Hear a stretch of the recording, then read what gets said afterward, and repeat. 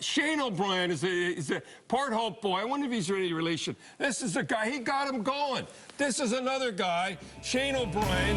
Release me!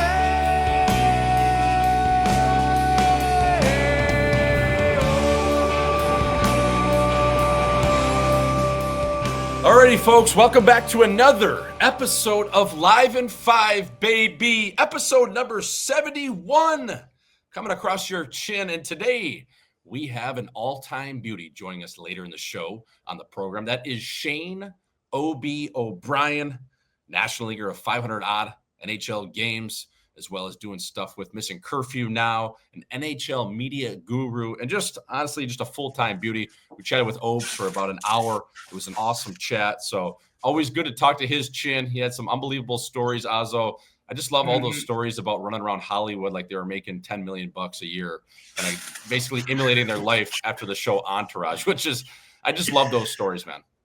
It was all time. Like, like just listening to them talk, you could tell they thought, they were almost nearly billionaires at the time. Like, That's the way to live though. When you're in that moment in time, like, do you really want to save it for retirement, Jordo, when you're 60 years old and you're just sitting on the beach and you can't really walk around? Or do you want to enjoy it when you're in that NHL and you're in the prime of your life? I'd pick what they did. 100%. And I think that's every guy's dream, is to play pro hockey or play sports at a professional level, at the highest level, and then run like you are an A-list actor. So awesome. Always chat up. It's just funny, like the twinkle that comes to his eye when he talks about those days. It's just like, fuck. Oh yeah. Would have been nice to be running around with those guys, especially what they were doing in Newport Beach and into Hollywood, taking the Sprinter van all the way from Newport into the chin of LA. So yeah, great chat with OB. Obviously, we'll get to that later in the program. But right now, folks, it is always the pre-show, and that is brought to you by Butter Golf and Mini Movers. Mini Movers, the official moving company of Live in 5. Butter Golf, the official lifestyle and apparel brand of Live in 5. Go check those out. Get a free quote from the captain over at Mini Movers, as well as go to butter.golf and check out our latest merch we have on the store there. Azo, we are always brought to you by, as well, Gladiator Therapeutics. Gladiator Therapeutics is a company that is run by our boy, Dr. George. So, folks, go check them out at www.gladiatortherapeutics.com. Go check out their devices, a lot of innovative different things for people, not only for just their general health, but actually helping out with different neurologic disorders. So go check that out. Azo, we are going into the weekend, baby. By the time the people hear this, it might be Friday afternoon, it might be Saturday, but we are recording here Friday morning, giving the people a nice look into the weekend. So what's up, fella? At the top of the program, how we doing? What do we got up for the weekend shift? Are we back on the piss? Is it dry January? Talk me through your headspace right now as we are sitting here on Friday morning. Yeah. Well, Jordo, spoke about my vacation over New Year.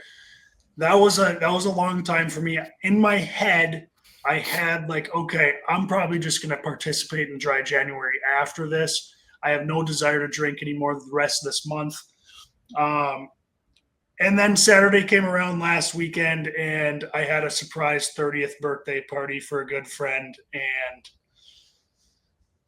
they had some good cocktails in there, Jordo, and as soon as you get, I went in there thinking, and this is my problem, because I went in there thinking I'm just going to have two, and then go home, and have a good night's sleep. But I will have two to, socialize with the people there. I liked all the people there, all of my friends. I know all of them. I had two, and obviously once you have two, Jordo, you start to have a little more fun, and you're like, well, I don't want to stop having fun. So you have a third, and then before you know it, you find yourself at, what's that place called? Maconda in Wayzata, with the DJ booth sitting there at, I think we left at 12:30 p.m. And so I didn't participate this weekend coming up here. I've got the same plans. I plan to not do anything this weekend. I'm going to watch football. I'm going to watch some Sioux hockey. I'm going to watch some NHL. Just kind of relax, maybe do some work. But again, you never know what will happen. Isn't it funny too? Because you go into those situations and dry January becomes a damp January pretty fucking quick. And I learned the hard way. I learned last weekend, obviously, we talked about it. I mean, getting out of that weekend with no drops of alcohol, I mean, you're talking about like a 1980s like miracle like effort. It just wasn't going to happen. I mean, I broke on Saturday, Ozzo, which is actually pretty good considering the Uncle Rico was in town on Wednesday. Good. Flooring it for 3 straight days before I even saw him on the 4th day when he was limping in like Joaquin Phoenix into the Gladiator before they banged him up before the fight. You know what I mean? Like that's how he came into Saturday. So I actually didn't even need to take it that deep on that Saturday because my guest was already banged up. Like he was wounded. I think he was probably looking at flights to get out of there, maybe even earlier than he did on Sunday. So, but you know what? That didn't affect my game at all. And the funny thing is when you take 10, 20, 30 days off, whatever it may be, you actually get the drunkest you've ever been in like a year. That's why it's scary because the sender makes you want to booze so much because you're limiting yourself from even touching a single drop. So it's like it's not like a craving. You just, once it hits your lips and you're having fun, you forgot how much fun it actually is to get that pissed up. And then you just completely overshoot it. I mean, you act like a true asshole. Dude, our parlay, I tweeted it out on Saturday night, was actually insane after the game, though. So it was a matinee game. North Dakota got it done in overtime. And then we went to the Global Ambassador, a.k.a. the Trim Ambassador, best spot in town, get something to eat, hang out in the lobby. It's a hotel, but it also has 3 restaurants. And I mean, this place was just crawling. I couldn't believe it. It's the best lineup I've seen in Scottsdale. And maybe the last year, I don't know what was in the water. This place was fucking buzzing. I don't know if it was all the people coming in from California due to the fires, or it was just the local talent was out, or maybe it was just a mixture also. So we get there, we're sitting there with Biz, we're sitting there with Rico, Bob Gucci, Dar's in the mix, and they just start sliding. And I'm talking about, I had probably 3 9-ounce glasses of wine in probably 30 minutes. And by this time, I had already driven about 6 or 7 in me during the game and before that. Man. So they just start sliding. So we go to the Global Ambassador. We sit there until that she shutters down at about midnight. Then we go to the Dirty Dog Saloon, which is Coyote Ugly on steroids, the corner of Scottsdale and Shea. They have the bras up hanging on like the roof and the pillars up there. The chicks, they're dancing on the tables. They're dancing on the bar. They're twerking.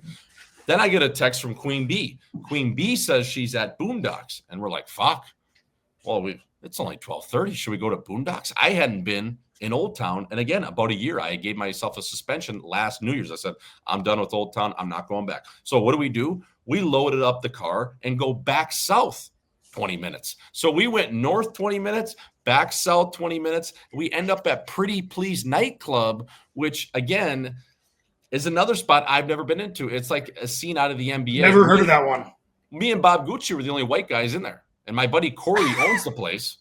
But it ain't for people like me and you, Ozzo, walking in there. Like we were getting they were like, who are these white boys? But we kind of respect them. So we go there and we end up smoking dope inside of the club. I guess Gucci asked the bartender, he goes, can we smoke in here? And she just said, yeah, as long as it's not at the bar. We're like, what? So we just lit up a joint. I hadn't smoked in a while either. So now I'm high as hell and I can barely see. I took like 2 puffs of that. Everyone in this club is smoking sticky. It's a big cloud. I mean, it was just one of those nights where you just completely fall off the wagon. And then to top the story off, I got home. Rico was sleeping. I checked it out, saw him in there in the guest bedroom. I get home. I'm hungry because I'm faded now. And I got no food other than I look in the fridge and I have a pound of ground beef. So I make a pound of ground beef and I start clinking everything around. I start grabbing pots, pans. I'm fucking dicing up the ground beef. I can barely see straight or stand up. And I'm dicing up this ground beef and I just put it in a bowl. And I muck a pound of ground beef with Ortega taco sauce and a little cheese sprinkling with some taco seasoning on it. And I took down the whole fucking pound at 3 a.m. Rico said the next day, he's like, dude, I was going to come out there and say goodbye to you, but you sounded like you had autism. So I just left you alone. I said, that's probably for the best, fella. That's probably for the best. And I woke up the next day, dude, I literally felt like I had a pound of ground beef just like lodged in the lining of my heart. It was insane. I wasn't hungry that whole entire day. I went out for Clint Borby's birthday. He's basically an uncle to me, Jake's uncle. And that was at 5 o'clock. And dude, I wasn't even hungry. I had to like go to the bathroom a couple times just to grease out a couple shits. I never shit at restaurants. It was just a full-on debacle, Lazo. It was insane. That is hilarious. That is, yeah. The 3 a.m. ground beef, Jordo. That's a hell of a play. I mean, I bet that hit at the time, but that's one of those choices where you think it's like it is the best choice at the time by far, but then the next day you're like, that might have been one of the worst decisions I've made in the last decade. Oh my God, dude! Like the bubble guts I had, like the next day, just sitting in bed, it was just like, is this gonna come out both ways? I mean, disgusting. And like, I think my thought process too, shit faced at the time, was not only is it just accessible right here, but I don't want to eat McDonald's or something shitty like a pizza. So I'm going to go the healthy route and just muck 100 grams of protein right to my chin. And I couldn't even fall asleep when I got in bed, dude. Cause like, you know, like when you lay down immediately after you ate a huge meal, like it feels like it's coming up your esophagus, dude. So I'm sitting there. I'm like, yeah. Is this like ground beef all at once just going to come up? Cause you haven't digested it yet. Like, no, it's just sitting in the barrel. Just sitting there.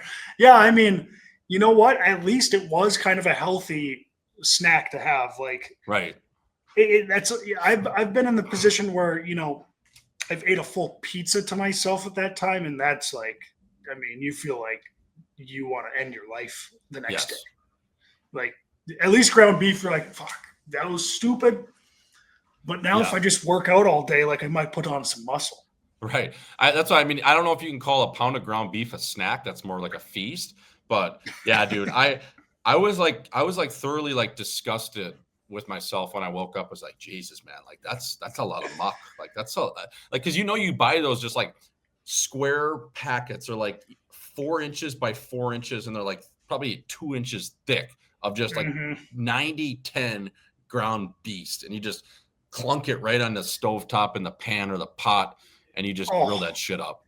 How funny is it when you finish it and you've realized you ate all of it, and then you think back to like that package of that block of meat, and now you picture like that entire thing is now in my gusset.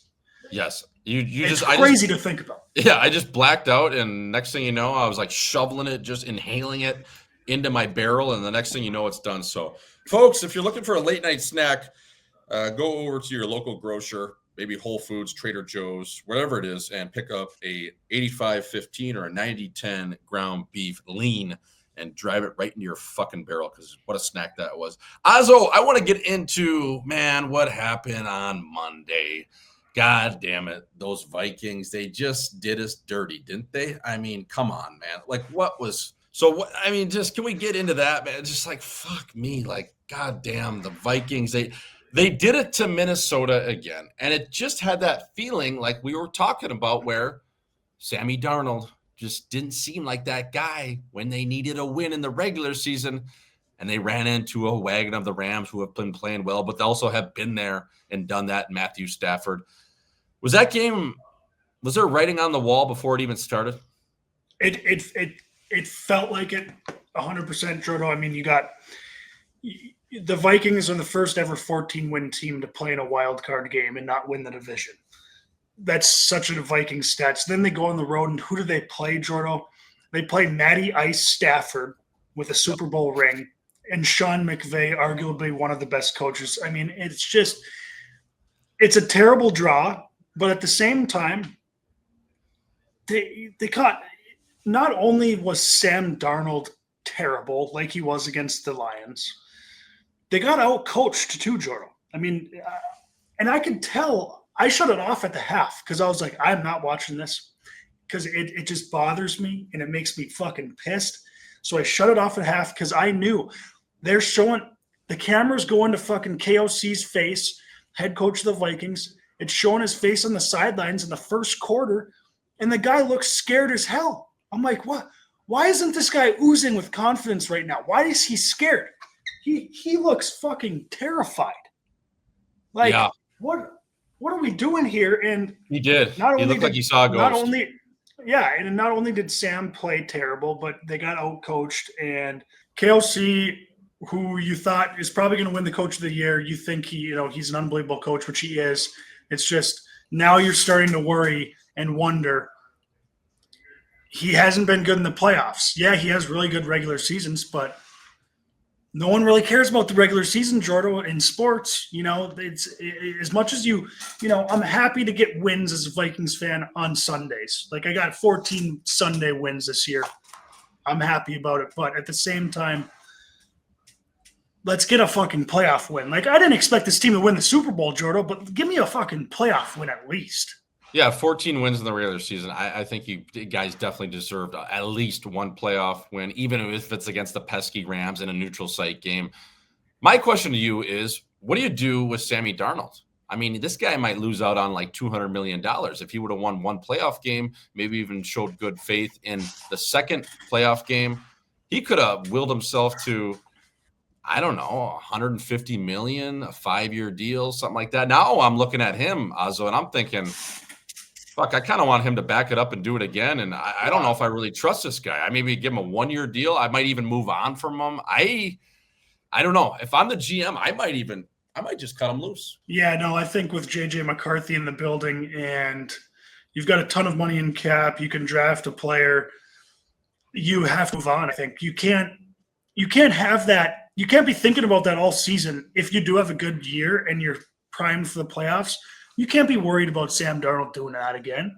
You got to move on. And I'd rather pay a bunch of other defensive players, maybe an offensive lineman, and see what J.J. McCarthy's got. Clearly, KOC can make an average quarterback look good. I mean, he made Josh Dobbs look decent last year, and Josh Dobbs is terrible. So I'm going to ride with J.J., let Sam walk. I hope he does well with this new team. I hope he makes a lot of money. I actually like the guy, but I just don't want him in Minnesota right now. It's too risky. Yeah, boys, our bets were tough last week. I had the Pack. The Pack was just I said it on the air. I just didn't think it was going to be a great bet. I gave out another pick with the Bills, so I went 1-1.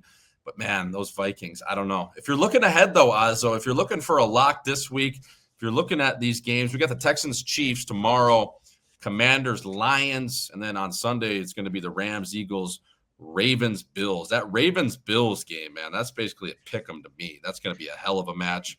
I'm surprised that Philly is -6 and a hook against the Rams. I'm looking at that game, and I might take LA. I might take LA in that game. That might be my lock. I might take them. Not on the money line, but give me 6.5 points. Yeah. I think that team's up to something, man. I think they are too. I think the only reason that line is like that is because it's supposed to be a blizzard in Philadelphia, and obviously Philadelphia's got Saquon Barkley and Jalen Hurts running the ball. So I'm actually looking at, how are the Lions favored by 10 points, 9.5 points against the Commanders? I know. I was looking that's at in that a line dome. too. The Lions are going to win that game. I just don't think they're going to win by 10. So that's going to be my lock. Let's be honest, the Chiefs are going to dummy the Houston Texans too. Yes. So, the Chiefs are so good. It's crazy. Oh, like they didn't even they're going to the Super Bowl. They're going to win it. What do you mean? It's just these guys didn't even have a good regular season. I mean, they were good enough to win, and they still went 15-2, man. Like, if they would have had a hell of a season, no one would have touched them in any of those games. They would have been 17-0, and they probably would have won every game by at least 10. They've probably had to squeak out a couple in there, but that team had a mid-season, and they're still 15-2, the best team in football. Man, if they still had Tyreek Hill, holy fuck. Yeah, man, that guy is – the Chiefs probably better off not paying him wide receiver because it's clear they don't really need a highly paid wide receiver. But, yeah, I mean, how much is Tyreek Hill kicking himself right now? He wanted out. I mean, he signed with the Dolphins. Now he's telling them, get him out of there. It's like these wide receivers, it's like, boys, if you actually want to win, like – need a quarterback. Don't tell me you want to win and then go sign with fucking the Tennessee Titans for $15 million. You don't want to win. You just want your cash. Yes, you do. Hey, did you see that Bill Belichick post with his skunk? What did she say? They're having a kid, or what's going on there?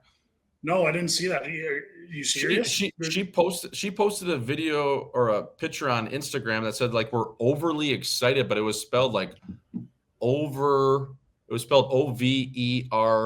overtly. Like, I didn't know if that meant like ovaries, but I don't think it did. I don't know. And there was like a little like it had like the Tar Heel paw print, a little small one on the football together. Maybe they're just excited about getting down to North Carolina. Imagine he knocked her up, though. Imagine he knocked her up. Holy fuck.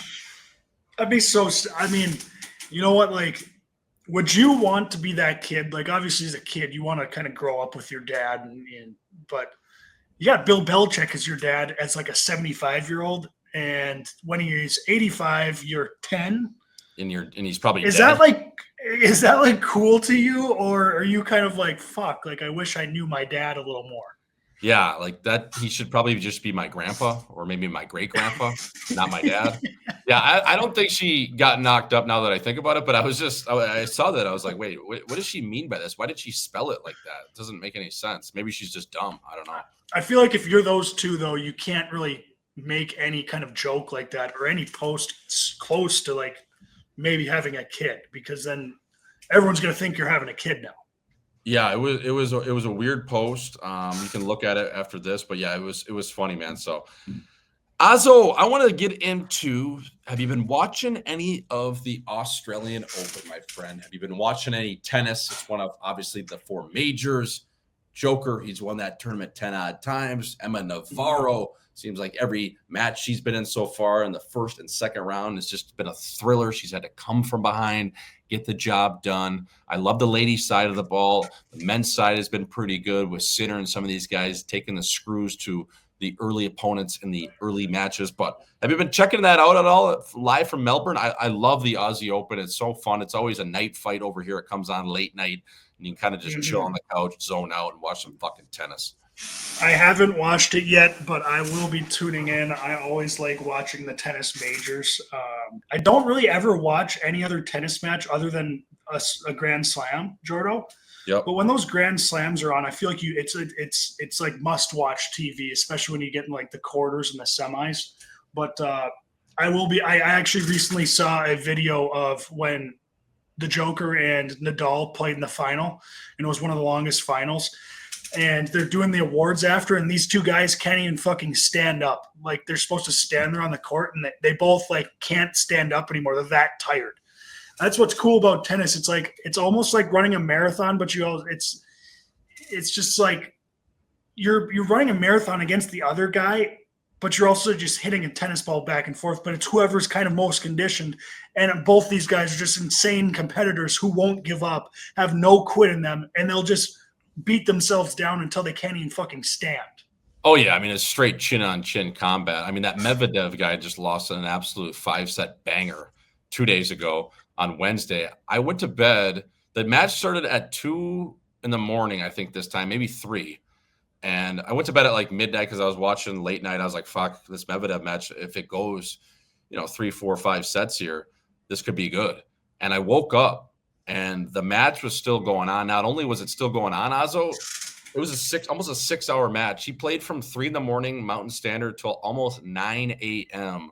over here. Like, just like the mental fortitude you have to stay into the fight and actually grind that out. And you can get like nasty points, but at the same time, 1 point is not really worth a ton in one match. It's all about getting momentum and the repeatability and doing it again and again and again. Like, you could absolutely demoralize a guy on one shot, but then you just reset, and you could have a nasty serve, like right on the line, paint one in there, and it's only 15 love, or it's 30. It's the best because a guy can go on a heater, and you're like, holy fuck, this guy's going to go. He's playing way better than this guy.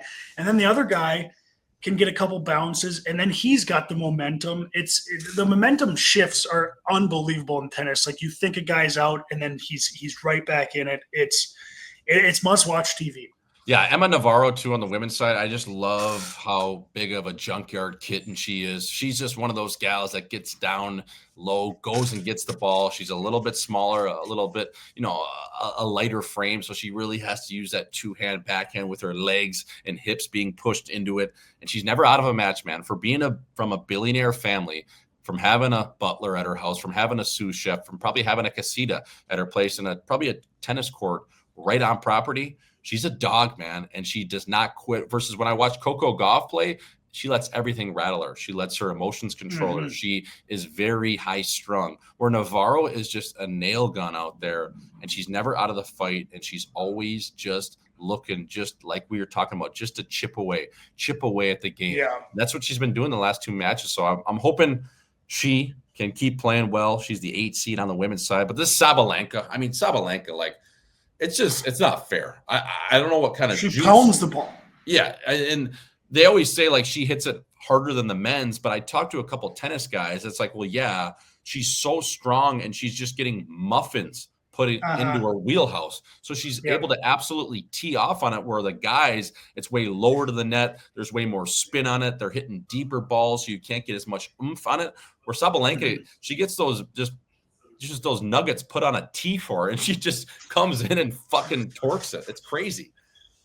Well, yeah, that's why like Serena Williams was so dominant, because she was just so much stronger than all the other girls. It was like she just pounded past them all, and it's like, how could you play against that if you're some petite, small girl, you know, like 5'4", 120 pounds? You're battling Serena Williams. She's got 190 pounds of fucking pure muscle on her. It's like, you don't have a chance. No. I would love to get down there for the Aussie Open. It would be fun to touch all slams, but that Bird fella, it's like 15 in a hook from LA. It's like, unless you have a business class seat, there's just no way. And some sleepers and maybe some fucking painkillers. Like, I just don't know how you do it. You'd have to imagine a 15-hour bird. You get drunk like 3 times. Like you get drunk before, fall asleep, wake up, get drunk. Yep. Fall asleep, wake up, get drunk, and then you're there. Like, oh fuck, that'd be tough. That would be tough, eh? Fuck. Those flights overseas, Jordo, those are battles. Like, and especially if you get a bad spot, I mean, you are fucked. Dude, when I came back from Munich, even to Scottsdale, to AZ, it was like 12 hours. I'm like, holy fuck, this is long. Like, from Chicago, it's not bad. You're 8 hours, 7 on the way over, 8 and a hook on the way back. But then you add those extra 4 hours, you're just like, holy shit, dude. Do you think they're ever going to make birds that go faster and get you there quicker? Like, that's something in the works, isn't it? It's got to be, right? Like, we got to cut down on this travel time, especially if you got some coin. Like, you know what I mean? Like, can we, like, say you want to you're sitting in Chicago and you're like, fuck, a night out in London sounds pretty nice right now. All the boys are juiced up. And it's like, can we get on a bird? And can we get there in 4 hours? Like, can we get there in 3? Like, you know, I want to make last call. I don't know. That's something we got to monitor. Hopefully some of those smart tech guys are working on some type of transportation device just so we can actually just get rid of these planes, you know, just transport our bodies to a different spot. I always thought that would be the best invention ever. Yes, 100%. Just like wake up and you're just right here. Oh, fuck. We're in it. Azo, I wanted to talk to you about moving over to the ice, moving into some National Hockey League talk, but I wanted to start with something I thought was a pretty sick collab that just came out, and it was Bauer times Kith. Now, for the folks that don't know, obviously Bauer, you know that, is the hockey company, but they did a collaboration with Kith, which is a apparel brand out of New York City. It's a designer, and they had Messier at the forefront of it. They had a lot of different hockey guys modeling for it. I just thought it was really cool. I didn't think hockey was that cool. I mean, I obviously love the game, but I didn't think it was that fashion forward. I thought maybe they'd be doing a collab with Carhartt. They'd be doing a collab with something not as juicy as Kith. Now, you put that Kith logo on some stuff with Bauer. Like, the pants were unreal. They had some gloves I saw. The hoodies were juiced. Like, did you catch that at all? And they're all like New York Rangers colors, because obviously Kith is a brand out of New York City, and that's where their flagship store is. But dude, the stuff that I saw was pretty sick, man. And especially Messier being the kind of the cover guy for it, Mr. Ranger, Mr. New York. It's pretty juicy, fella. Yeah, Kith, correct me if I'm wrong, Jordo, but is that I want to say that's the Lululemon founder who started Kith, or his wife or something. And there's some connection there. And I know kind of Lulu had a connection with Bauer, so that must have how it came to fruition. But if there's listeners out there who kind of like style and clothing for men, like, you're talking pretty sick style when you talk Kith. This stuff is juice. Like, that stuff is nasty. I've got a buddy down here who loves Kith. Like, he buys everything Kith, wears it all. He's dripped out like every night. It's good shit. And that's a good look for the NHL, Jordo. They need to Yeah. get some of these brands into the NHL. This is like NBA type stuff. You know, this Yes. is what the association does, and I love this collab with Bauer and Kith. Yeah, like, I mean, it's dripping like a leaky faucet, as I call it. But it's like some of their stuff it's a little probably too fashion forward or too streetwear for even guys like us. But there's stuff that is cool. Like I have a pair of Kith times New Balance shoes, and you wouldn't even know that they are, but they're just like these limited edition kind of all gray 3/4 top New Balance, and all their stuff in their clothes is cool, man. I just think like this is something for the NHL to get different eyes on it, especially in the city in NYC, for people to see this stuff, combine it with Bauer. Now you have people talking about, oh, what is that? Like, I really like those pants you have on. Oh yeah, it's Bauer times Kith. And it's like, well, what's Bauer? Well, it's a hockey brand. Okay, that's pretty cool. So I just think in terms of like fashion forward lifestyle apparel, streetwear, especially in those big cities, like it's where it is in Miami, Toronto, they have a store. They obviously have one in New York City. But yeah, man, I just think it's such a good look for the NHL to kind of, you know, start branching out to just not your prototypical hockey fans that are from the farm or from the Midwest like us or small towns. I think this is a way to generate a little bit more buzz, and it's just cool. Like that to me shows that the NHL, like, and it's not even the league as a whole, it's just Bauer doing it really. And they're trying to push the needle and be that kind of creative influence. And you even see brands that are like not like Kith, but I just want to give these guys a shout out, the Just Dishing boys out of Buffalo. Like those guys, they're trying to push the needle. They've done collabs with New Era. They've done collabs with the Gretzky Hockey School. They've done collabs with all different kind of just things that they can do in terms of getting different eyes on hockey. So I think it's in a time where, you know, not only Kith, but there are some other apparel and lifestyle brands out there trying to do things to kind of get that juice going with hockey. And it's not going to be for everyone also, but for the new school kids and the Trevor Zegrases of the world and these guys coming in with quote unquote TikTok hockey, that's kind of where the game's going. So it's cool to see. Well, that's the thing, Jordan. It's like we don't actually, I feel like, you know, now I'm turning 30 this year. I'm kind of out of the loop on like what's cool with the kids now. You know, and some of this stuff might look dumb to me, but what you do need to do is attract the kids. So if you know what the kids like, which I think right now it seems to be they like the stuff like Kith, you should be doing shit like that, regardless of what the old heads say. You're not going to catch some old head classic hockey guy wearing this stuff. No. Trust me, he ain't going to like it, but we don't care because the kids are going to like it, and they're the ones that are going to start watching the game coming up. So I think it's a great collab.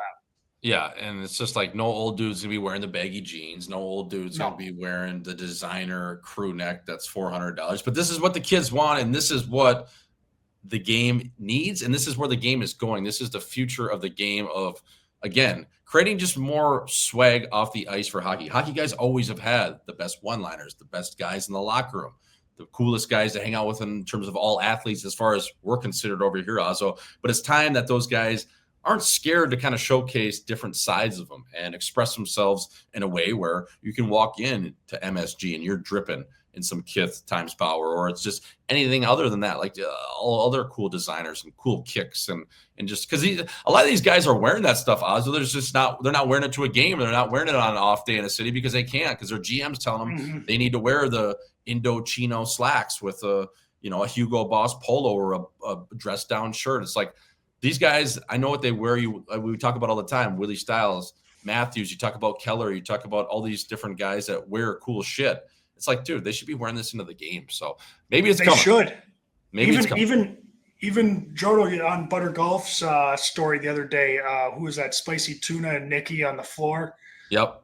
They were dripped out. Like they should be wearing that shit to the game. You know. Yes. Yeah. It's like, I mean, even Nicky Schmaltz now he just bought I think his first pair of pants in like 10 years, and he got some baggy kind of beige corduroys. Like they're nasty. Like that's the style these days, is the bag. And you know what's cool about the new style is history always repeats itself in terms of just trends. Like we're getting back, Ozzo, pretty close here, and I want to be one of the first guys to kind of bring it back. I think I've always been a little bit not ahead of the curve, but on that side of things. I want to start bringing back the 2000s NBA suits. I'm going to go buy one of those and get fitted for like a real baggy suit. The ones that come like with the coat hanger in it and the shoulder pads. Oh, yeah. How sick are those? Like, I want to show up to a wedding this summer just bagged out. You know, like the long blazer too that like hits your knee. Oh, that'd be so funny.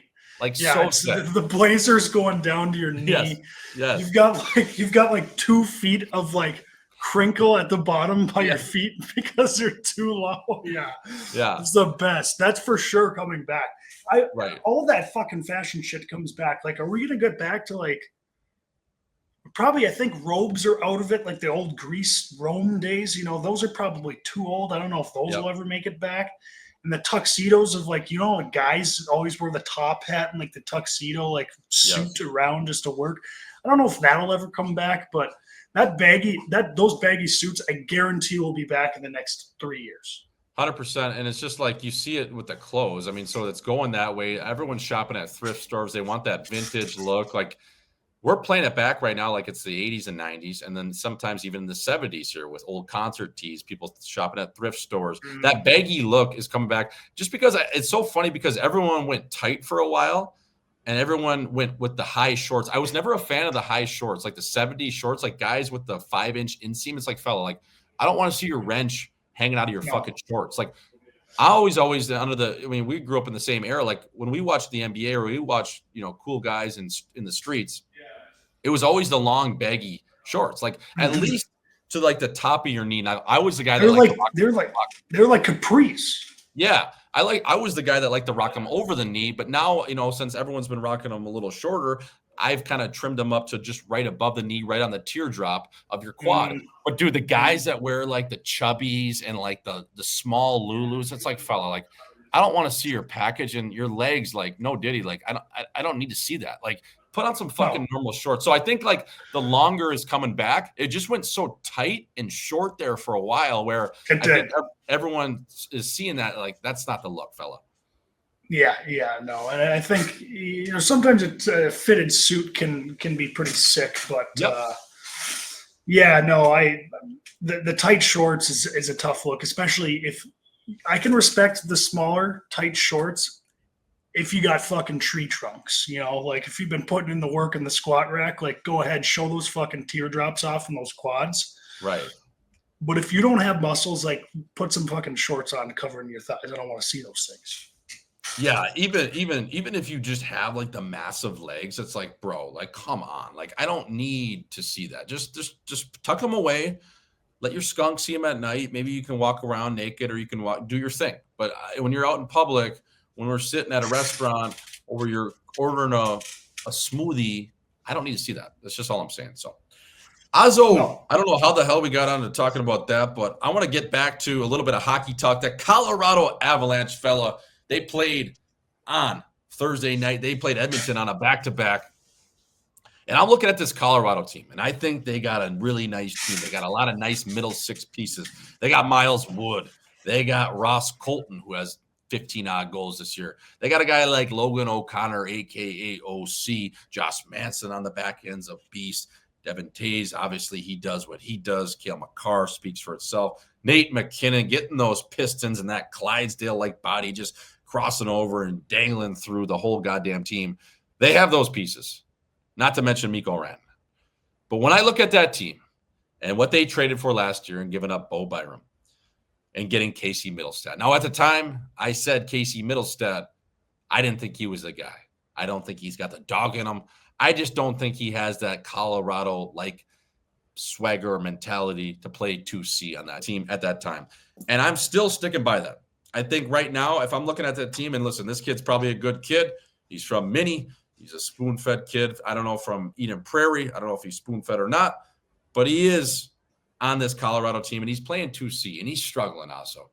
If I'm looking at this team and Gabriel Landeskog is not able to get back, I do think they need a second-line center, and I had mentioned it earlier in the week on Missing Curfew. Ryan O'Reilly might be that guy if you can peel him away from Nashville, but I just think whoever it is, they desperately need a second-line center, man. It's a big hole in their lineup right now, and I think they got all the other pieces, especially acquiring Mackenzie Blackwood in net. Mm-hmm. Yeah, I mean, I haven't watched too much of Casey Middlestead this season, but and I think the kid's an unbelievable hockey player. Don't get me wrong. I mean, he's an NHLer. He's an unbelievable NHLer. I just don't think he is a second center on a Stanley Cup winning team. Yep. I think he can be a second center on a lot of teams, just not a Stanley Cup winning team. And yeah, I think you're right. If you want to go out and win the cup, you do have to address probably that position. And I mean, you can probably flip this kid again too with I don't know what else you'd have to throw in to get a little more. I haven't looked at Middlestead's numbers this year, Jordo, but yeah, he's got 26 points in 46 games, 8 and 18. He's a minus 16 on a Colorado. Yeah, hockey I feel like you want to. I feel like you want a tough two-way. I don't need that second line center to lead the team in points or even be in the top 4. But I would like him, like Casey Middlestead. To me, he's not burying guys in the corner in the defensive zone as a big second line center should be. No, I don't think he checks well enough to play a second line center role. No. Do you have to be under the puck? You have to be on the right side of it. You have to play from the guts. You have to be. You're like the best two-way player on the team as the second line center. So I don't think he's that. I think he has offensive skills. Big face-offs, penalty kill. Yeah. Right? And play like heavy hockey below the dots. And does he check any of those? You're cycling the puck. You're also you're killing plays in the D zone. I think he can cycle the puck. I like his offensive game. I just don't think he's going to be killing plays in the corner with the defenseman as a really good second line center should be doing. Yeah, to me, he doesn't check any of the boxes of hard to play against, responsible defensively, stick pretty good, I would say. And he's not explosive driving the play through the middle of the ice. They had to acquire something last year. And obviously he's been a pretty good player in Buffalo, but I just don't think he's one of those guys that plays at a pace that Colorado needs through the middle of the ice as a second line guy. It's just again, he's a good player. Don't get me wrong. I just think a little vanilla, responsibly defensive responsibility. It's a question mark. And I don't know. I just think if you're Joe Sakic and Chris McFarland, you're looking at your team, you're like, fuck, we do need a second line center, and we got to maybe go get something. Jordo, how about they played the Oil last night? How about what's his name? Nate Dogg McKinnon just absolutely embarrassing Evan Bouchard. Oh, walked him. How do you not just go to the locker room after that if you're Bouchard? How do you take another shift? That is that was an embarrassing one. I mean, he was standing straight up. I mean, you just basically just put it through his feet and walked around him. Walked him like a goddamn dog, dude. When he was out in Central Park, just taking him for a little, whoop, whoop, whoop, whoop. Hey, how are you? And then the funny thing is Bouchard gets walked like that. And what does he do later in the game? He comes back and absolutely unloads on a 1-T that McDavid put on a T for him, and he scores the game-winning goal. It's that is Bouchard's game. Yes. To a T. Isn't it? Give up just a disgusting SportsCenter top 10 goal at one end and then do the exact same thing to help your team on the other end. So just it's just so funny with Bouchard, man. It's you take the good with the bad, but he just got absolutely undressed. And man, Edmonton, I had them written down too, and just some things they got to address. First of all, I think Troy Stetcher, our boy, should be an everydayer on that bottom pair. I think he should be a 5 or 6 defenseman. I think he plays harder than Emerson. He might be slightly little smaller in stature, but I think he's a way bigger savage. I do think Edmonton, though, if they're going to win a Stanley Cup, get through Vegas, even in Colorado, Azo, they're going to have to beef up on that back end. I think they need a top 4 right shot D because Ekholm, he can't play 30 minutes every night. They need someone on that right side that's a bigger body that can come into their top 4 and just eat minutes. I like their left side. I like Ekholm. Obviously, I like Kulak, and I like Nurse. I don't like Nurse at 9.25.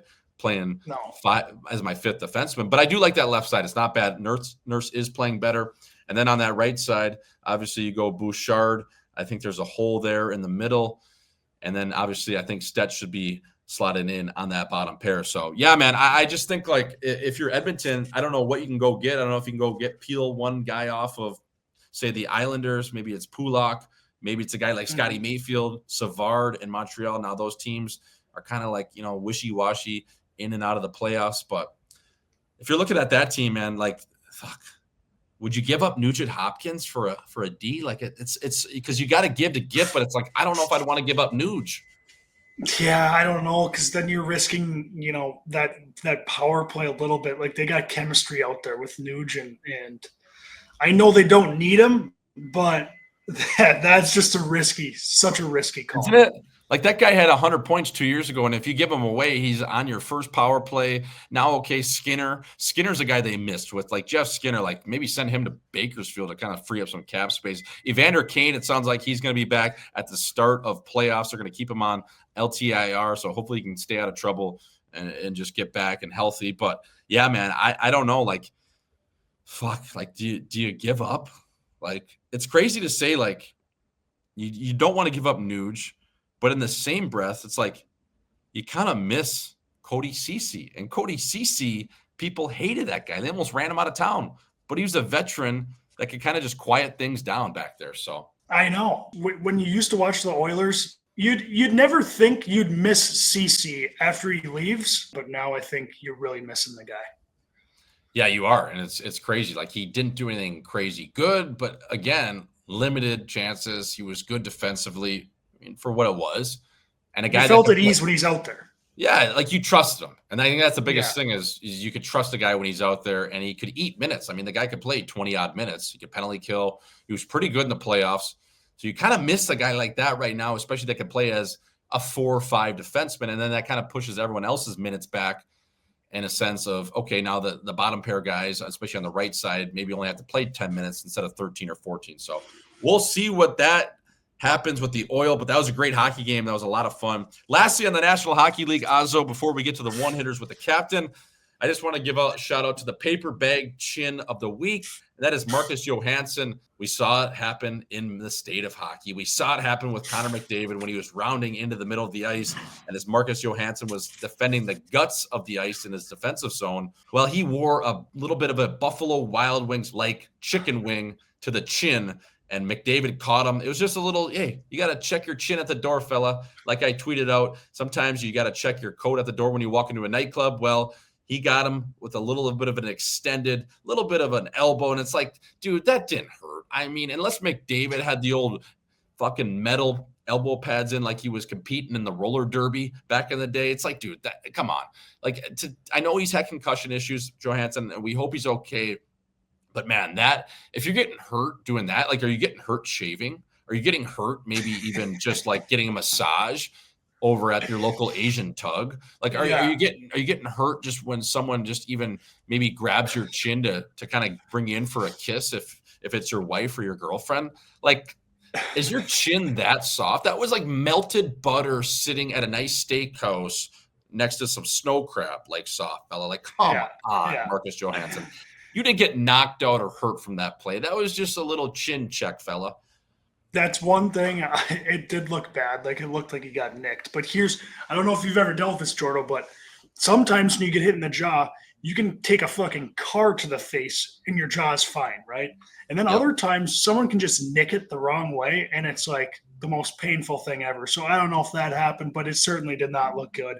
And it also was like, was McDavid acting like he didn't kind of lift his elbow there? Like, he was acting like it was complete. It looked like he had a little lift there. Yeah, I think he did. I think he was kind of just, again, he was giving a little sweet, sweet chin music right across his jaw, and he got him on the button. Nothing malicious, though. It wasn't too bad. It was, you let him know he was there. Yeah, you let him know. Hey, fella, I'm here. And, again, you got to check your chin at the door here because it's a $5 cover. But is it one of those situations where, like, Johansson, as he lost his chin, like, UFC fighters always talk about, like, fuck, the guy's gotten tagged too many times, he's lost his chin. He might have. I think that's a thing. Yeah. I think, and in the heat that he was calling it a styrofoam chin, I was thinking that was hilarious. But it was a soft chin, fella. It was a wet paper bag, I was calling it. So I just wanted to give just a shout out to the paper bag chin of the week. I might throw that clip in there. So, folks, always work on your chin. If you need any tips, I am the official chin correspondent of the National Hockey League. Moving right along to the one-hitters with the captain. And I wanted to ask you, Azo, and I don't know if you've seen any of it, but there's all these different sports popping up lately We obviously have the snow league that the Flying Tomato announced. I played in a couple snow leagues. I don't think it was a snowboarding one, but there's going to be a new snowboarding league. That one's going to be cool. They're going to do different things in terms of like an X Games type of league. That'll come out, I believe, in March of this year in Aspen. But another obscure league that they're trying out right now in golf is the Tiger Woods Golf League. And that's the TGL. Have you been watching this? Have you seen any footage? And I wanted to ask you, yay or nay as the one hitter this week for this league thus far? I think it depends on what you're going in, what you think you're going in to watch. Like, Jordo, if you think you're going in to watch some highly competitive golf match, you're at the wrong spot. This is kind of a dick around. I think the venue is nasty. I think the simulator and what they have there with like the green and the sand and the chipping is unbelievable. It's just and it's quick, right? They play like 9 holes pretty quick, so it doesn't take as long as playing the real golf thing. But I think it's interesting. I've enjoyed watching it, and they've obviously got some good golfers in there with some good personalities, and it's fun to see all these guys together in one area. Kind of not exactly going at their throats, 1v1 as they do on the PGA Tour, but kind of having a good time with it, also staying competitive. I do think it's entertaining. I don't know how long it's going to last, because when you're watching it at the end of the day, Jordo, you're just thinking like, why aren't they just fucking playing on a real golf course? Yeah, 100%. I think it's it's cool in a sense of what they're trying to do. Obviously, it's in that SoFi Stadium. I think it's pretty cool of trying to bring a different look to what golf is. I think it would be pretty sick to just even like have something like that open for the public for like us assholes to play. I remember you were talking about when you went over to the US Bank Stadium and you were just pounding nuggets like at the range. Like something like that would be pretty cool. The personalities, I think the personalities work, but at the same time, some of these guys are too fucking rich to really say anything offside. Like, why don't we get some gals in there that are shoveling the bunkers and raking the bunkers like UFC ringside girls? Why don't we get a DJ in there? Why don't we get different things, like maybe some personalities outside of golf to compete with the pros, like some influencers or just, random dipshits online that can kind of create the buzz and bring more personality to these guys? Because I don't know, like, how golf is, golf etiquette, and the funniest guys in golf, quote unquote. Who would you say? I mean, the biggest, most outlandish guy, obviously John Daly. We hope he's well. He just had an emergency surgery, but Kevin Kisner's playing in it. Like, Kiz is funny, but Kiz is not going to be funny to the point of putting himself at risk where, say, someone on social media would, and just come up and just absolutely stir the pot and turn this thing upside down. Like, I just think there needs to be a mix of personalities with pros, and maybe some of these personalities that are actually good golfers can come in and compete. And I think that would be pretty cool to kind of create the buzz. Yeah.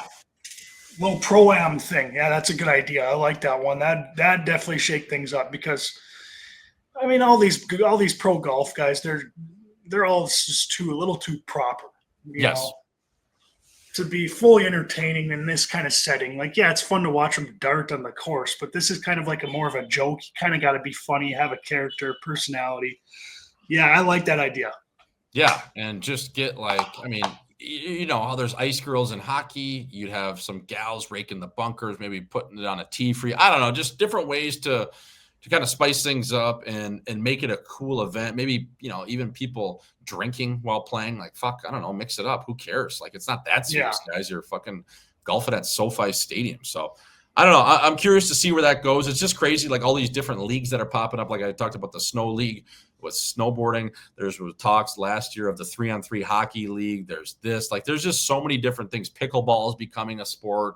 It's like, there's going to be so many different ways to view content, and not only content, but just like sports in general. Like, fuck, man, it's going to be crazy. It's insane. Are we just eventually going to like have robots doing our work for us, and then we're all just going to be watching content and making content to entertain each other all day? Like, is that where we're going with this? I think we might be going. I mean, I don't even know, like, pretty soon, like, why would you have humans playing football or hockey when you can just replace them by the best robots in the world? And you can build a salary cap out of how much you can spend per robot or per team. Like, why take like the human element? If you take that out of it, then nobody's tired ever. You just plug it in, recharge it, and it's like, what do we? what are we even really doing here? Pretty soon, robots are just going to take over the whole entire world, and we're going to just not be here anymore. So yeah, for sure. That's where it's going. So, Azo, let's move on to the People's Term of the Week. All right, folks, let's move over to this week's People's Insider Term of the Week.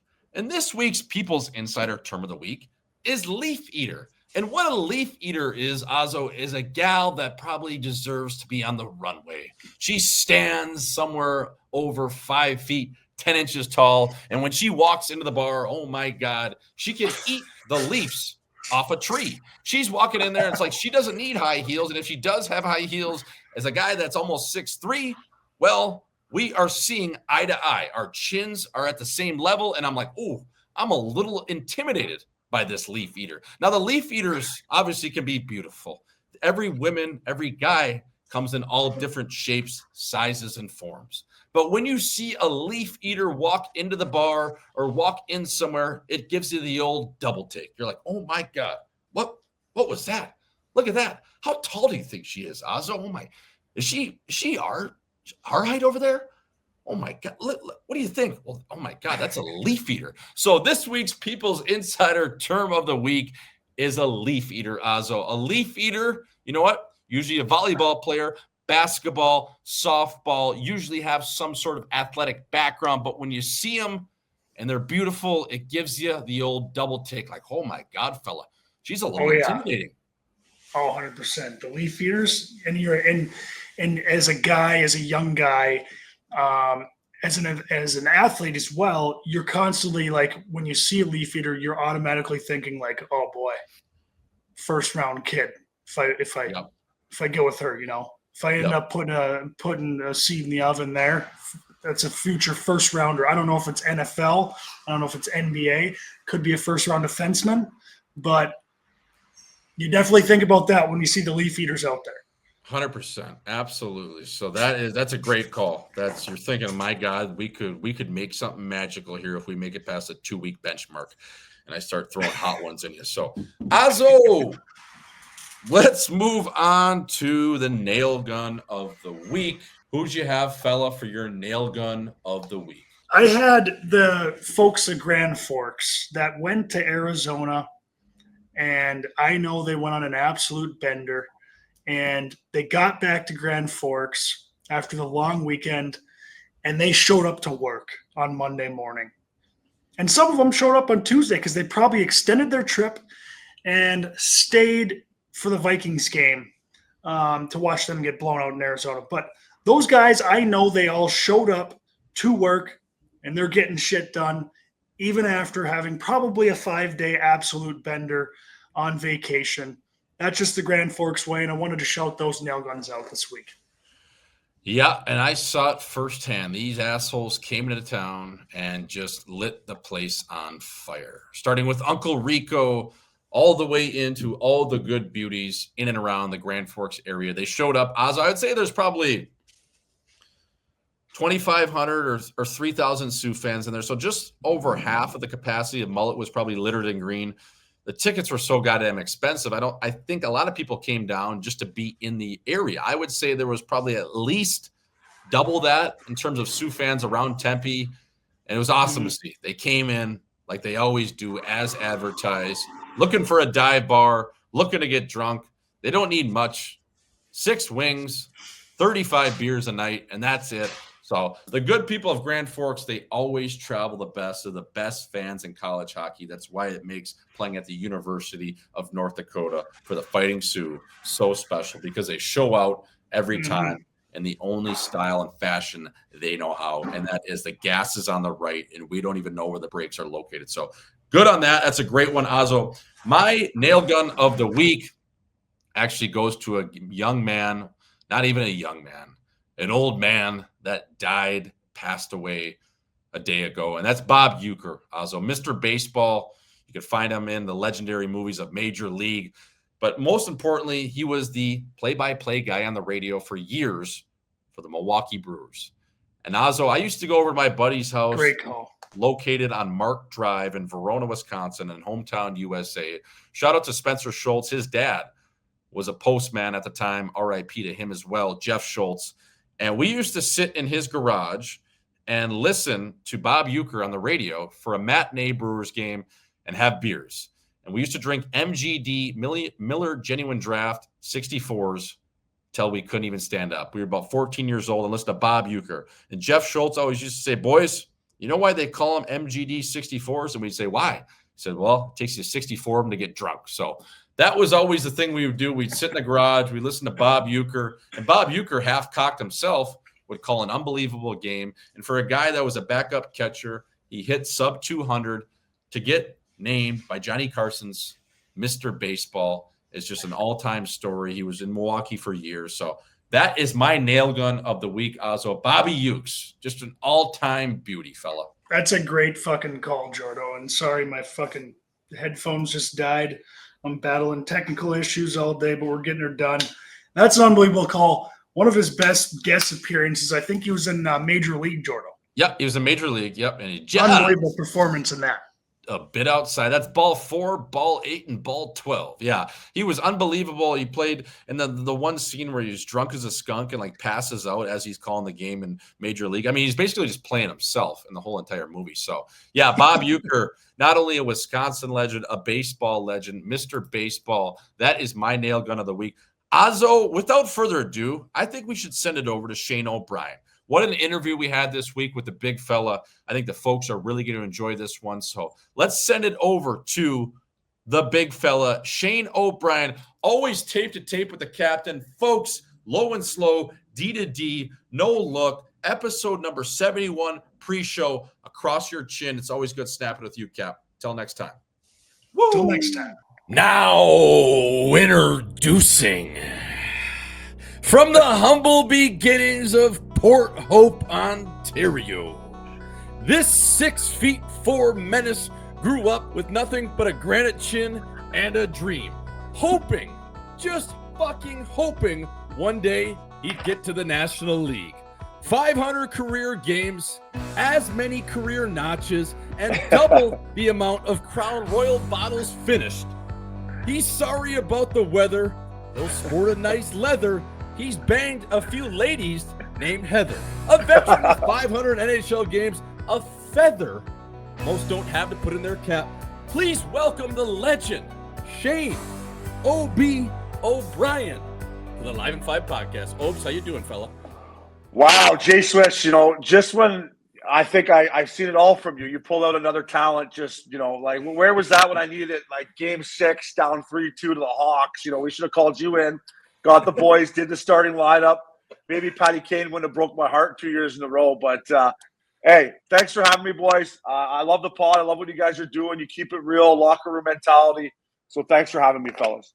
Yeah, Obes, like I say to people when they come on for the first time and you get the old kind of Bruce Buffer Chicago Bulls-like starting introduction, it's a mix between a strip club DJ and that old school Chicago Bulls-like intro. So, yeah, we bring over the heat over here. I love doing it. So thanks for joining us, brother. Obviously, we do stuff on Missing Curfew together, but this is your first time coming on Live in 5, stepping into the chin of the fellas over here. But, Obes, when we, first met or whatever and different things, I mean, I've always been a fan of just you as not only as a player, I just think a personality, it goes hand in hand, but I wanted to just kind of get into the things that, I don't really know about you, or maybe I just wanted to, pick your brain a little bit. Like, you grow up in Port Hope, Ontario, which is, I believe, located on Lake Ontario. Like, what was life like that as just a good young Canadian Irish lad, like running around? I don't know if you were fucking anything in high school, you probably were, but like, take us through that a little bit, like the days before you got to the Ontario Hockey League, fella. Yeah, no, I grew up, like you said, you know your geography, fella. Port Hope, Ontario, right on Lake Ontario there, about an hour and 20 from, as you would say, the chin of downtown Toronto. So I was a small town boy. I never really ventured into the city too much until, I played junior hockey my last half a year in St. Mike's and got a little taste of the city. But honestly, great family. My mom and dad, my sister Katie, without them, definitely my mom and dad, I think back to, driving me to practice, an hour to Lindsay. And then, when I went and played in Belleville, an hour to Belleville. You're a good Wisco boy. Ontario winters are a lot like Wisconsin. They ain't perfect. It's snow and it's rain and it's slush. Watch out for the freezing rain, all that stuff. So very blessed, but love the game right away. Swish, just from what my parents told me, I was outside shooting pucks all the time. Definitely not studying. I wasn't going to be valedictorian or on the honors for student, but very lucky, man. And my uncle Dennis O'Brien played in the NHL. Played for Minnesota, Boston. Paul Trebenchi, Ronnie Smith. I'm forgetting of a couple other guys that played in the NHL from Port Hope. So I used to walk in the rink and see their pictures up in the rink, and it made me believe that, hey, if they can do it, why can't I do it? Why not me from a small town? If 4 or 5 guys. Jimmy Roberts is another guy that played for the St. Louis Blues. So those guys making it before me made me believe that I could do it. And then other than that, just playing hockey, getting in shit, and not getting lots of kills till I was kind of a late bloomer, dude. Not till I started playing junior hockey did I really start throwing it around. So I was kind of a late bloomer in that aspect. Yeah, just dipping your wrench all over the place in the Ontario Hockey League. But your uncle there, did he play for Grapes? He did. He did play for Grapes. Oh yeah, he played for Grapes. I got a great picture. It's definitely not an iPhone 13 Pro what we got now. It was a flip phone back in the day. But my second year in Vancouver, we won game 1 in Chicago at the United Center, and I'm coming out of the room, and Hockey Night in Canada is right across the room. So I kind of poked my head in, and I said, "Grapes, hey."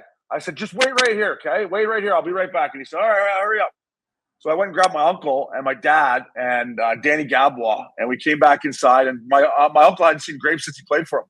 Sat down, had a beer with Grapes and Ron, took a great picture, and just kind of heard some stories about my uncle as a player. But yeah, I mean, those Boston Bruins teams, Jay Swish, they were our kind of squads, bud. I mean, right after practice, my uncle would tell me, not just a couple guys, the whole squad, right for lunch. And I mean, lunch would go to dinner, and dinner would turn into cocktails. The next thing you know, you haven't been home all day. So he loved playing for Grapes, and just hear those old school stories while I was growing up, made me want to make the league even more. Yeah, I mean, the classic famous quote from Derek Sanderson, who played on those teams in Boston, was his pregame meal was a steak and a blonde. It's just like, talking about the surf and turf special there, Obes. Like, exactly. Just like legendary teams. And even that famous quote of Grapes that I love too is, if my aunt had nuts, she'd be my uncle. Like, just shut the fuck up, reporters. Like I can't imagine playing for Grapes, especially in the 70s, just running around Boston, like no rules, no cameras, no nothing, man. No, and he had another great one, right, where he said, "Well, that's like asking me if I want syphilis or gonorrhea." And that was another great line from him. Yeah, I mean, listen, it was obviously a different era back then, but they had good teams. They lost to Montreal in 7. Actually, the famous Don Cherry, when he's going like that in Montreal, complaining about, obviously a call or something. My uncle used to have his head on this. You could see him in Hockey Night in Canada. And then every year they kind of made the box a little smaller and smaller. And they finally took him out of the picture. But he was on the bench when Grapes was giving his, kind of famous "what the fuck is going on" thing. Yeah, so like when you were walking around Port Hope and seeing some of these names and pictures on the wall of guys that made it and ultimately gave you that vision of one day I might be able to do this. But Obes, at the same time, you have a decent junior career. I think you were a pretty good player.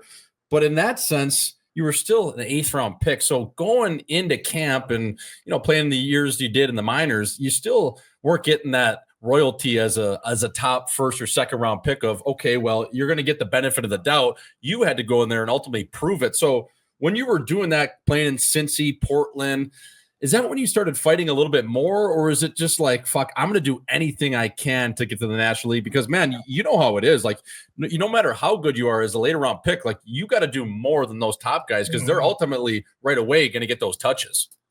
Yeah, no, and, I played my first year junior in Kingston for an absolute beauty, Larry Maverick, God rest his soul. Mav was smoking darts on the bus. He's just an old school guy. Like, it was the perfect situation for me, because I fitness was important back then, but it was just starting to get going, and I wasn't, I didn't really know much about that. And I think if I would have went to a different junior team, it might not have worked out as well for me. But going there was huge for me. And then, I opted out of the NHL draft after my first year. I was projected 4th round in North America. So who knows? I could have still ended up going 8th.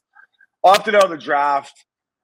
Didn't get drafted the next year. And then the Ducks took a flyer on me in the 8th round. Tom Watt was the guy that went to bat for me. And, went to training camp that year, had a pretty good camp, and then signed. And when I went to Cincinnati, Swish, and I kind of started, playing the American League, I realized that I had just as much chance as anybody else. So obviously there was, some guys that were first round picks that were, super skilled and this and that. But I looked around the league and I thought, why not me? And, I had that feather in my cap, Swish, of back in the day where if you did want to chuck them, it was a huge advantage.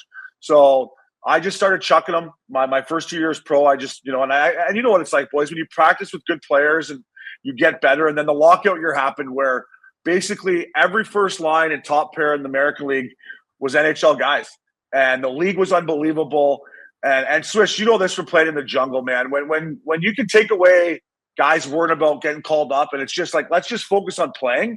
It was just amazing. No one cared about getting called up. There was no NHL. We were just all hanging out, drinking, chasing trim. Without that year, I don't know if I would have made the NHL. I got so much better that year. And then I got lucky, man. Chris Pronger got traded for my boy Loops, and it opened up a number 6 spot. And I went in there and I said, no fucking chances anyone taking this but me. But you guys know, like, there's so many good players in the American League that don't get a break. I got lucky, man. I got my break, and I took advantage of it, Swish. Obes, you had like 1,000 penalty minutes in the American League. You got nearly 1,000 in the NHL. So did you just start fighting just because you had to and you wanted to? But I mean, when I'm looking at your PIMs, it kind of seems like you might have liked chucking them a little bit.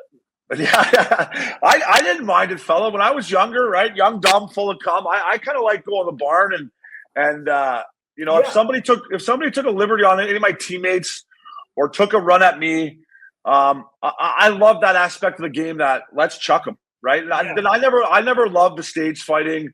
I would do it. We're down 2-0. I'd go out there and ask a guy to go. But when it came down to if I was mad and somebody did something to me or a teammate. No, I loved it back then, man. I absolutely loved it. The one thing about chucking them back in those days is, you kind of get labeled, right? Like, and this, Jay Swish, you get labeled as a certain thing in your playing career, and it's hard to get away from that. So I got in the league that way, and then I was trying to prove that I was a player.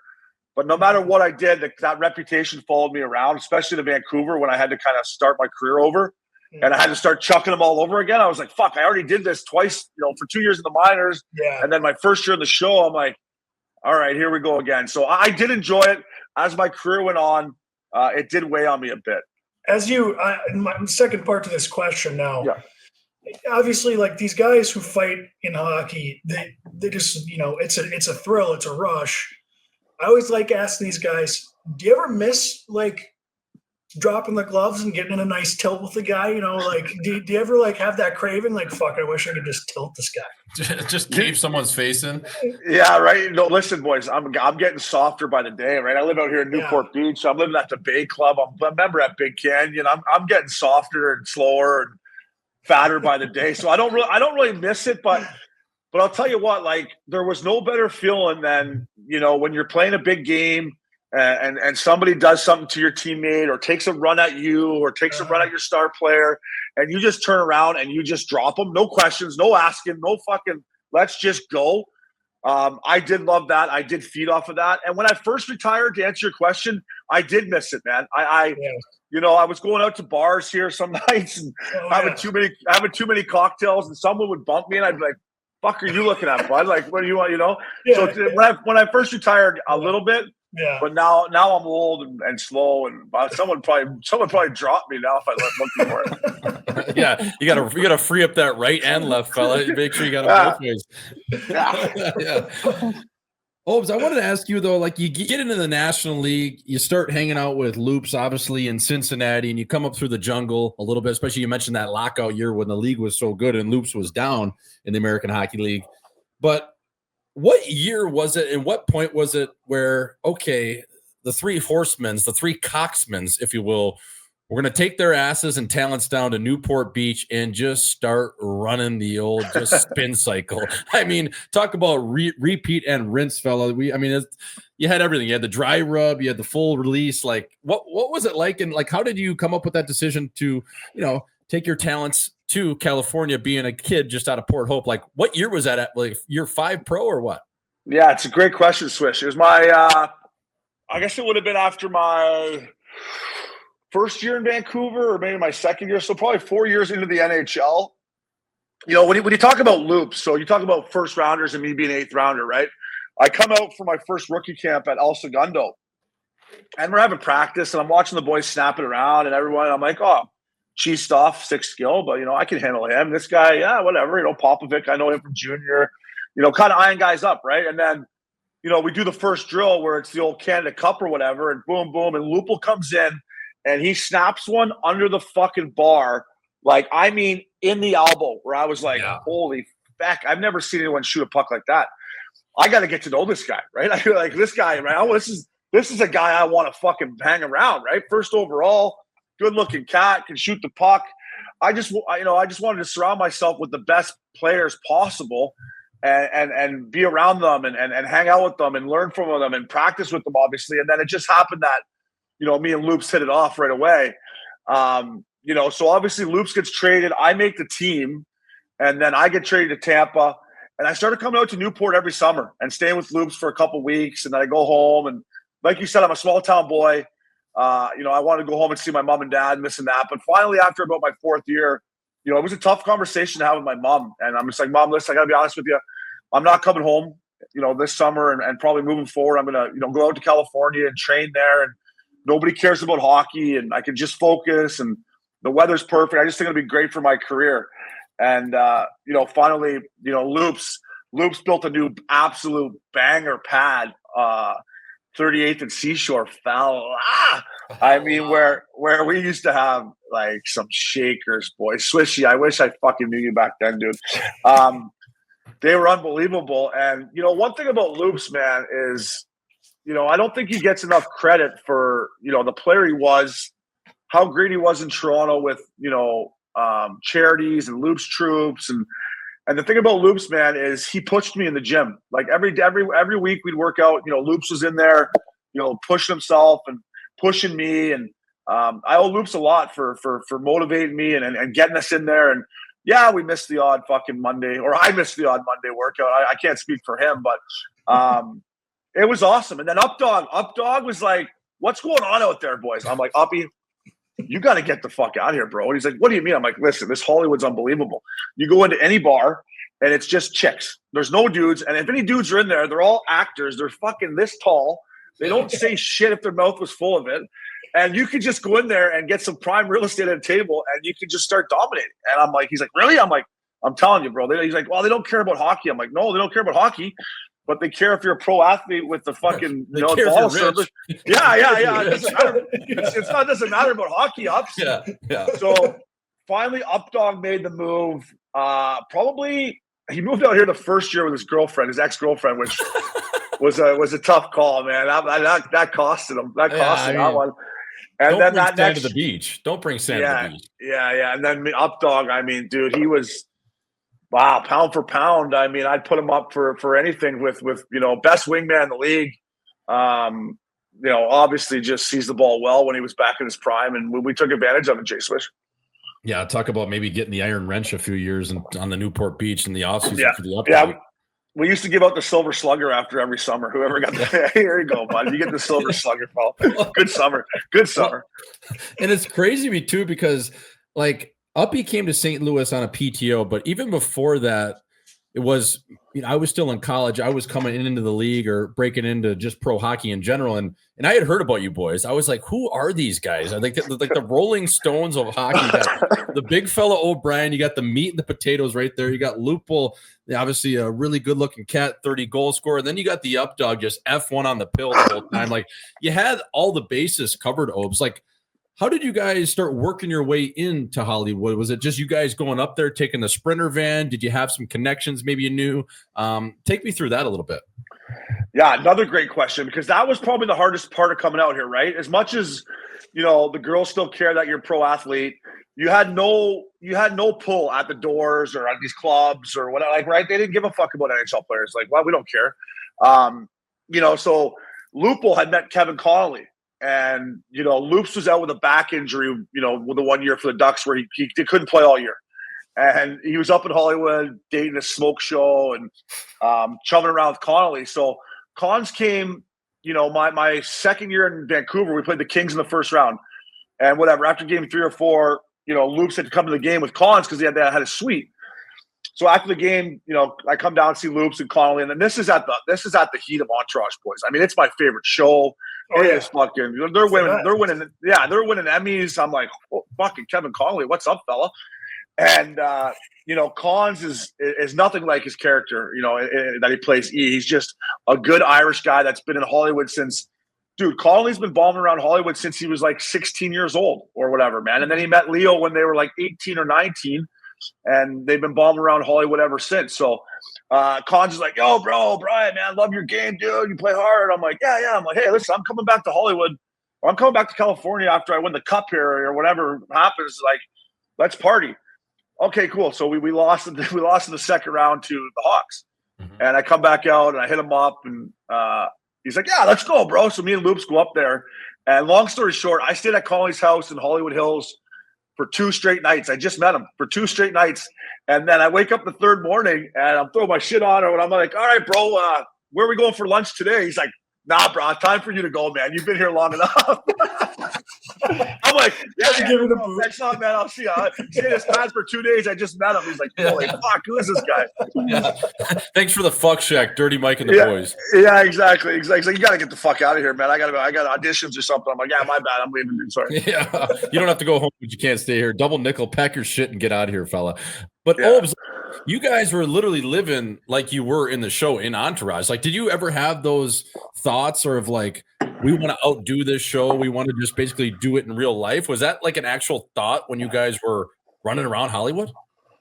Swish, yeah. I mean, dude, you're on fire today with these questions. These are unbelievable. Yeah, dude. And I had Doug Allen on Missing Curfew, who is the creator of Entourage, right?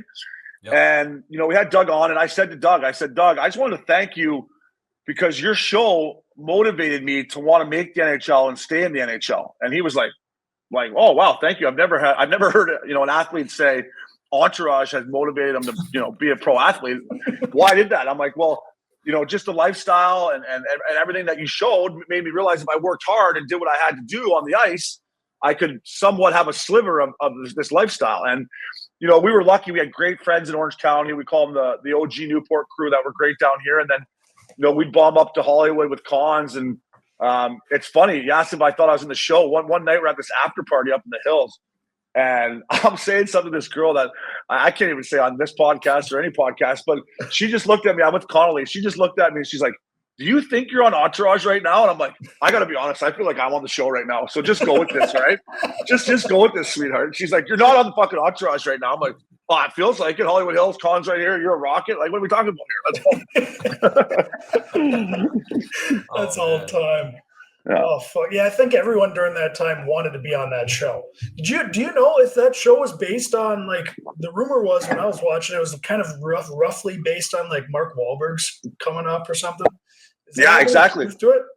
Yeah. It's about Wahlberg and his crew from Boston that moves out to LA, and Cons is. You guys should have Cons on. I should hook that up for you because Cons tells this story about like Wahlberg's crew back in the day. Like they were kind of known as the tough guy crew in Hollywood. Like if you saw Wahlberg and his boys come into the club, and Cons would tell the story way better than me. It's just like he didn't fuck around with these guys. They were Boston guys. They were kind of hard, and that's what it was built around. And it's funny, like Swish. I know you have the itch to get into the acting scene and stuff like that, which I think you would kill. Kevin Connolly was ready to retire from acting, and Mark Wahlberg basically had to beg him to come and audition for Entourage. And Con's like, nah, I'm done, bro. I'm done doing it. And boom, the rest is history. Comes in, gets the part, and away you go, fellas. So it's pretty crazy story, yeah.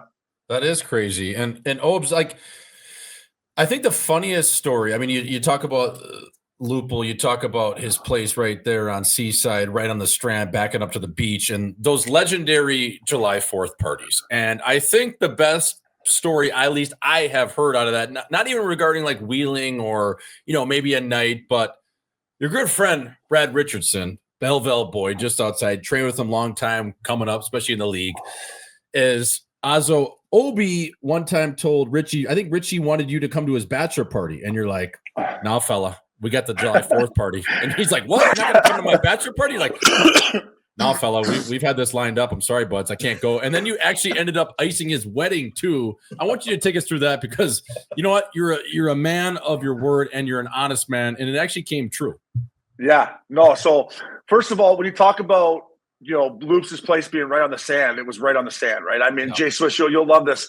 Anytime girls would be coming down from LA or whatever, they'd be like, "Where is it?" I'd be like, 38th and Seashore. If you hit the water, you went too far. Turn around. If you hit the water, you went too far. So, Richie, one summer, Loops is dating this, bombshell chick. And I'm like, Richie, you got to come down here, dude. Like, she's got tons of friends and, they're awesome people. And, we're hanging out, we're having a good time. And so Richie came down and was staying with me for a while in Newport and, ended up, meeting his ex-wife at this party. And I look out and the fireworks are going off and, there's Richie sitting on the lifeguard tower, holding hands, watching fireworks. I'm like, oh boy, this is not what, I envisioned here. This was supposed to be, just the boys having a fun summer. And, fast forward, Swish, how much I love Richie, man. He's my brother. I wouldn't have made the NHL without him. Yeah. He says he's gonna have a bachelor party on July 4th weekend. I'm like, fella, first of all, that's the weekend we have our Shakers. That's where you met your girl, So, and second, I'm not a huge supporter of you, marrying her. And he's like, well, you're not going to come to my bachelor party. I said, no, I'm not. And then fast forward, probably 2 weeks before the wedding, this was hard for me. I called him up and I just said, listen, dude, you don't want to marry this girl. Yeah. What do you mean? I'm like, dude, I'm just telling you, I'm not coming to the wedding. I don't agree. I think you're making a mistake. And it was tough. I didn't talk to Richie for, a year and a half. But the last thing I said to him when we were kind of getting in a fight on the phone, he's like, fuck you. I'm like, fuck you. I go, don't worry, I'll come to your second wedding. And then I hung up on him. And boys, I made it to a second wedding. So fucking AJ Swish, I made it a second one. You're a man of your word. That story is so good, Obes, because not only, he's one of your best buddies, but I do think that does relate to even young kids now these days, especially in the National League that have these girlfriends. It's like, fella, like, just enjoy the fruits of your labor right now. And that chick is not going to be with you or who you want to be or where you're going in 7-8 years. Like, come on, like, let's just lose the dead weight, right? Like, you were always a component of that, Obes. Like, I think even Vinny Lecavier maybe told you early in your days in Tampa, like, fella, like, lose the baggage there, buddy. Yeah. Brad Richards. So my first year in the show, I was dating a girl in the minors, obviously gassed her when I made the league, right? I'm like, fuck this. So I get traded to Tampa, and at my year-end meeting after my first year, Torch is like, listen, I love you. You got lots of potential, but man, you need to tighten it up, and you need to, get in a lot better shape, and you need to, your off-ice habits need to improve, and this isn't a fucking party. Spooked me, boys. He spooked me right into getting back together with my ex-girlfriend is what he did. So I got back together with her, and then, about 2 months into the season, Richie's like, how old are you? I'm like, 24. He's like, and you got a girlfriend? I'm like, yeah. He's like, why? Why? I'm like, I can't answer that. I don't know why. And then, sure enough, a couple weeks later, I was back single, and I got a beautiful girlfriend now, but that was, I was 23.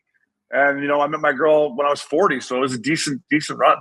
That's a solid clip right there. That's a hell of an effort. We're not that young. We're not that young. I don't want to say immature because that's not right. That's nails though. That's nails though that you told Richie he shouldn't be getting married to this girl. Like, that takes balls. I'd be scared to tell a friend that. If he was set on it, I'd be like, just have fun with your divorce, buddy. Like, I'm not saying that. How did you say that? I mean, did you have to, like, is that just who you are, or did you just have to nut up and be like, hey, buddy, this ain't good? Yeah, no, that's how much I loved him, and I still love him that much to this day. Like, he's doing Missing Curfew now with me and Updog and Swish, and, just having Richie back and texting with him and having him on the show. I mean, I loved him, and I wouldn't have made the NHL without Brad Richardson. I mean, he pushed me. The days I was like, let's go to the lake. Why the fuck are we working out, right? Let's, and then he'd make me go work out or make me run the hills and stuff like that. So I was a little pissed at him because of the whole bachelor party thing. So I was already kind of pissed at him that I was like, dude, he's all over me with that. And I'm like, I don't even support you doing this. And, I talked to some buddies back home and I said, I'm thinking about doing this. And they're like, same thing you said. They're like, tough conversation to have. And I just called them up and I said, hey, fella, this is how I feel. It is what it is. But it was tough, man. It was tough. Yeah, I feel like I should have done that with a couple of my buddies. You know what I mean? That's a ticking time bomb at this point. So, Obes, I wanted to ask you, and I just wanted the listeners to get a little, just an in-depth kind of look into, you had stops in Vancouver, obviously with Anaheim, Tampa Bay, Nashville, and a cup of Joe in Calgary. Like, if you're looking back at your National League time and the cities you were in and Colorado as well, where do you think you had like your most fun? Not even on the ice, but just off the ice, and like the group of guys you were hanging out. Because I just think that is like where you make those lifelong friendships and memories and things you can kind of look back on. And then you think about a city, you're like, wow, like that place is always going to have a special place in my heart. Yeah, Vancouver, and not so much for the bond with the guys. Like, listen, we were great. We had great teams. I would take Ryan Kessler and Alex Burrows, Kevin Bieksa. I'd take those guys on my team any day of the week. I love going to war with those guys. But in the city of Vancouver, those boys were all married, having kids, starting their families, and I was really the only single guy on the squad. Wellwood, but Welly one day Welly, we go out and me and Welly go out in Vancouver and we get in one. And I come in the rink the next day, and I'm probably last man to the rink, which won't surprise you boys. So I'm in the back room getting my git shot. Yeah. And Willie Mitchell comes in, and Mitchie's like, "What the fuck did you do to Welly?" I'm like, "Hey, Mitchie, babe, I got no idea what you're talking about, dude. I wasn't even with Welly last night. Why? What's going on?" He's like, "Yeah, right. Go take a look in the hot tub." I'm like, so I go in, and Wellwood is buck naked with one leg in the hot tub, and he's just fucking sleeping. He's sleeping, and I'm like, "Welly." And he's like, "What?" I'm like, "What are you doing? You can't do this." He's like, "Are there any meetings?" I'm like, "No, there's no meetings." He's like, "Wake me up 10 minutes before practice." And he slept there the entire fucking morning and practiced, and actually practiced pretty good. But that was kind of it for Welly after that. He just kind of really tightened it up after that. And so, Jay Swiss, to answer your question, like, Vancouver was awesome. The fans were so great to me. The city was awesome. We won a lot of games at home. And you're kind of that rock star, right? Like, it's kind of like playing in New York for the Yankees or in Toronto for the Leafs or playing for the Lakers. Like, everywhere you go in the city, people know who you are. And, looking back, did I, probably have too much fun at times? Probably. But, man, I was a single kid in a Canadian market living my dream, and I wasn't leaving anything on the table, man. I was enjoying every win. It was so hard to win hockey games, and it was so easy to get laid that I was like, I'm just going to enjoy this, boys. So when you were running around, Obes, were you doing solo missions? Were you meeting up with a rat pack of guys that not on the team, maybe hanging out at a place like Pierre's Lounge and Peter Gurgis? Like, what were you doing in terms of, or would you just kind of drag one guy out hoping like, "Hey fella, like, all right, you're running with me tonight," and then it'd be a guy like Wellwood and then you never see him again? Like, what was it like that? You just scare him away? Yeah. No, listen. So I had a kid by the name of Alex Duker. Yeah. Who played in the jungle more than he played in the show, but he was on the team the year they went to the final. And Duker would get called up, and he'd be my guy. He was single, young, good-looking cat. I'm like, "Fella, this is where we're going." But unfortunately, he gets sent down a month later because somebody came back. But I definitely had some friends in the city. You mentioned Peter Gurgis, so I'm in Vancouver. I'm in Vancouver for like a month, and he had this place back then called 100 Nights. So after a game or whatever, I'm like, "Oh, this new place opened up. I'm going to poke my head in there." So I poke my head in there, and Gurgis comes over to me and goes, Hey, I'm the key to the city for you, bro. I'm the key to the city for you. And I'm like, who the fuck is this? Who the fuck is this guy? And sure enough, 2 weeks later, I see him everywhere I go. I go, "Man, this guy might be right. He might be the key to this city." So I remember me and Gurgis would always try to go toe-to-toe with me when it came to, guess what? Vancouver's not the biggest city in the world, right? And like, No. we're trying to compete. I'm like, I tell him like, "Oh yeah, I took her out last night." He's like, "What? You did?" I'm like, "Fella, you can't compete with me. I play for the Vancouver Canucks. It's not a fair fight. Like, it's not that, right. I'm a better wheel than you. You're just fighting you're bringing a knife to a gunfight here, and I'm playing for the Canucks. I got tickets I can offer them. You're a club promoter, bro. It's like, I got you. Right. It doesn't matter." Right. They can Google my seven-figure sheet online. Yeah. They can't find you. I mean, they can go to your Instagram page where you got 1,400 followers. That's about it. You can't compete with me. You guys will love this. So in Vancouver, obviously tickets are gold, right? Yep. So, you go out for dinner in like November, And, you get a, nice looking waitress coming up and, you're like chat her up. And then by the end of the meal, right? Like, and they always kind of pretend like they don't know you play for the Canucks, right? And you're like, hey, have you been doing a Canucks game this year or whatever? And she's like, oh, this is November. And she's like, oh yeah, my mom and dad have tickets, in March. I'm like, oh yeah, that's nice. So, you want to go tomorrow night? Yeah. You want to go tomorrow night? Like, it's just like the tickets for a single guy in that city were like, they were gold, boys. They were gold. Oh, 100%. I mean, you're dishing them out like you got the fucking, the Willy Wonka, the old chocolate. Exactly. You get the golden ticket, baby.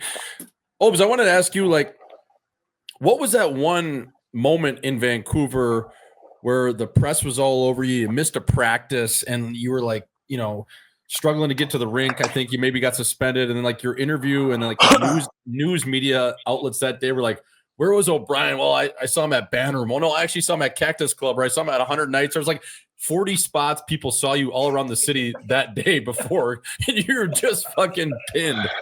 Yeah. No, so we played Saturday in San Jose. Probably took one on the chin at the Shark Tank back in those days, right? Jumbo probably had 2. Yeah, Jumbo probably had 2 and 1. Boyle had 3 apples, Marlowe, whatever. Ryan Clough probably fucking tried to fight me. But so we got back too late on Saturday night to get after it, right? So woke up Sunday morning and it was a beautiful day in Vancouver, which are few and far between throughout the season. So I text Rick Rippon, God rest his soul. I said, Ripper, meet me here for brunch and let's go.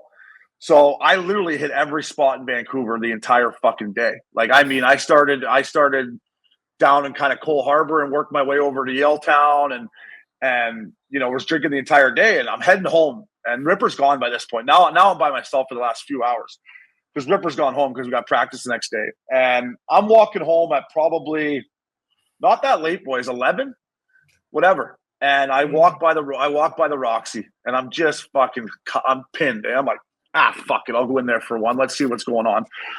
Well, I get in there, 1 turns into 2, turns into what. And I get home at like, probably 2 a.m. Nothing crazy. But I didn't have an alarm clock. So all I had was this, right? So I fucking thought I plugged her in, didn't plug her in, and woke up and my phone was dead. And you know that feeling, right? So I had to turn the TV. I had to turn the TV on to even. I didn't have a clock in my house. I had to turn the TV on to see what time it was, and it was 9:30, and practice was at 10. So I had to wait for my phone to charge up, right? So my phone finally charges up. Fucking booyah, 100 voicemails. Bernie, the trainer, Obs, fuck, I slept in. I'm on my way. All right. So I'm driving there and I'm thinking, fuck, should I drive my car into a fucking pole or something, like, right? Because I know I'm in shit, but I can't drive my car into a pole or anything because I'm running the risk of getting probably a Dewey at the same time, right? I'm like, I can't fucking risk that. No. Right? I can't risk that. So not that I was drunk. I wasn't drunk still, but who knows, right? Like, you don't want to. You don't know. You don't know. So I get to the rink 10 minutes before practice, throw my Gitch on, I'm getting dressed, and Bernie comes in and says, "You're not practicing." And I said, "Fuck that, Bernie. I'm here. Let me go snap around with the boys. After practice, I'll deal with whatever's coming my way." Okay, goes back in. Assistant coach comes out and says, "Oh, she doesn't want you out there." And I'm like, "Fuck off. Like, what? Like, just let me practice." No, go get a bike ride in. I'm like, all right. So I go get a bike ride in. And then obviously in Vancouver, the media is crazy, right? So AB has press conferences every day. And one of the first questions was, "Where's O'Brien?" And he said, "I'm not going to answer any questions about Shane O'Brien." So then they kept going, "Well, why is that?" "I'm not answering any questions about, well, why is that?" I told you, and like 5 or 6, 7 of them. So the PR guy comes in and tells me that. And I go, "Oh, that's not good." He's like, "No, it's not good." So I go home and I'm talking to my agent. And my buddy calls me from Vancouver and said, "What happened to you?" And I said, how the fuck do you know what happened?"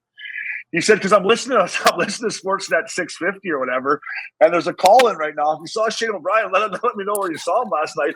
And people were like, "Yeah, I saw him at Yaletown Brewery. I saw him at Global. I saw him at fucking," and it just was like going all the way through the city. I got suspended with pay for 2 weeks. But boys, I mean, they ran it on TSN and Sportsnet for it felt like forever, man. Anytime I turned on the TV, I was front page news about God knows what. It was kind of painful at the time, to be honest with you. Oh, fuck, that'd be terrible. How do you deal with that? Like, how do you even – fuck, that's tough mentally, man. I don't know if I'd be able to go through that. Yeah, you know what? They put me on a 2-week plan. They put me on this. They suspended me for 2 weeks, and they were going to California, so I missed the California trip, which stung because I had some stuff. I had some stuff lined up. I was like, fuck. So the team went on the road for a week, and I basically did a training camp, boys. Like looking back, it had to be against some kind of collective bargaining agreement. The shit that they had me doing, man. They had me running like through Stanley Park, doing 3-a-days during the season and shit. I'm like, looking back, I should have called the PA and been like, whoa, what is going on here? but I felt bad. I mean, we were good. It was about a month before playoffs. I felt like I let the boys down a little bit, you know, and I was like, you know what, let's have a couple good weeks here, get back in shape or whatever, get in better shape and come back for playoffs. But, you know, I looking back, you know, I think AV could have had my back a little bit more, but at the same time, you know, I felt like I let the boys down a little bit. Do you think for just getting pinned 2 weeks is a little excessive, or was it just because you had the rep already a little bit? Yeah, I think it was a bit of both, and for AV it was always about my weight, right? Like he wanted me at 230 or you know, and I played at 235, and you know, for him he thought, well, you know, you're not taking care of yourself, you know, and that's why you know you can't get down to 230, and you know I came back and I got down to 227 after my little 2-week fucking you know, workout stint, and we're playing in San Jose again, Jay Swish, and Steve Bernier flips one in my corner. So I'm like 10 pounds lighter than I normally am, and I'm trying to go back to get it and fucking feed him, like kind of keep him on my back, and he fucking hammers me and drills me, separates my shoulder. So I started playoffs with a separated shoulder, all because that 10 pounds, you know, I went from 237 to 227. Oh yeah, I needed that 10 pounds, and I used to say to AV, I'm like, dude, I'm not playing power play. I'm not playing form. Why do you give a fuck if I weigh 235, 237, 230? Like, I need that weight in the corners, man, in front of the net. That's helping me. But he looked at that, boys, as I can't get down to 230 because I'm drinking and all this nonsense. That's how he looked at it. Yeah, it's the worst. I mean, I never understood why coaches cared about that stuff. Like, some guys actually are better playing a little heavier. And I was the same way. I mean, that would boil my blood too. Yeah, it was, you know, me and AV had a unique situation. You know, he had his girlfriend at the time, her daughter's favorite player was me. So the one day he had to come in, and I'm in the change room and I'm putting my suit on after a game or whatever, and he's got a O'Brien jersey. And he's like, hey, Obi. I'm like, yeah, what's up, AV? He's like, can you sign this for me? I'm like, what? What do you want? What are you talking about? He's like, my girlfriend's daughter, you're her favorite player. She wanted me to get this signed. I was just like, What's her name? I can make it up. Want to put a little heart in there? What do you want me to put there? It must have crushed him. But, you know, it's funny, boys. On AV, you know, the best conversation I ever had with AV was, you know, when my time was coming to an end there. You know, I knew I was probably making too much money. They brought in Ham Hughes. They had Andrew Alberts in Rome that together were making what I was making. So I knew that we had a great conversation, you know, where he basically said, hey, you know, these preseason games, they're important for you. We talked, and I just said to him, like, AV, why didn't we have this conversation 2 years ago, man? Like, why are we having it now? Yeah. Communication, boys. It was just, I didn't do a good enough job of communicating. I think if you asked AV, he probably didn't do a good enough job communicating. But it's funny, anytime I saw AV throughout the rest of my career, you know, I always went up and talked to him, and you know, I respect him. Mm-hmm. Obes, I wanted to ask you, and if you're giving advice to a young national leaguer that is coming out of a season and maybe looking to go on a bender, maybe they're not going to make the playoffs, maybe, you know, they're a first or second round type team, and you've been a lot of places. You've been to Europe, you've gone to Bonnaroo, you've been to Coachella, aka Coach Fella. Like, what is one spot that you'd be like, you should grab your group of dudes before you get too old, before everyone starts having kids, gets married, and fucks off? Are you sending them to Bonnaroo, or are you saying, hey, go do a 2-weeker over in Europe, maybe Coachella? Like, what would you line up and recommend just as a good veteran as you are? Yeah, the first thing that comes to mind is Cabo. I love Cabo. I love going down there back in the day with Ups and Loops and the boys, and you can't beat Cabo. You know, it's funny. One year, me and Loops. So when you're going to Cabo, first off, Obes, are you bringing chicks with you, or are you going down there? Okay, I got you. Go ahead. Now listen, I've had this conversation with Ups. You know, Ups has done it. Ups has done it where he's brought girls to Cabo when he was a single back playing in the league. You know, I always went to Cabo solo. I thought Cabo was the best spot if you're young in the league and you want to have a good time. That's the place to go. I mean, and there's lots of great golf, everything. It's all right there. So Cabo's my favorite. I was a big Vegas guy back in the day, not so much anymore. But when you're making cheddar playing in the league, Vegas is a great spot. But it's great. We talk about how big of a beauty Loops is. I'm in Colorado the one year, and he's in Toronto, and we end up missing the playoffs in Colorado. Week left in the season, so I'm like, where are we going to go? Like, where do you want to go for a year-end bender? Coachella? What are you thinking? He said, what do you think about Australia? And I said, let's fucking go, fella. So we go to Coachella. We do 3 nights at Coachella, right to the airport the next day, and we go right to Sydney for 2 weeks, man. I'll tell you what, Jay Swish, I might still be there. I didn't want to leave. I mean, it was unbelievable. The Australian women were gorgeous. The beer's great. The weather was awesome, obviously, although it was kind of their winter time. But the best place me and Loops ever went, we went to Australia for two weeks. I'm like, Loops, let's just stay another 2 weeks. I mean, we got tons of time. And one of our buddies was getting married, and we had to get back for the bachelor party. I was like, fuck, we're in Australia. Fuck the bachelor party. But Loops, better guy than me. He's like, let's go. So the Aussie Open's there right now, and there's one spot. I got to hit all the slams being a big tennis guy. Obi, like, that's in Melbourne, but what's the vibe down there? Like, is it clubby? Is it bars? Is it beach bars? Like, what are you doing down in the down under? Yeah, definitely not clubby. So back then, Marquee just had opened in like Vegas and wherever else. And Kevin Connolly, once again, hooked us up with, a table at Marquee in Australia.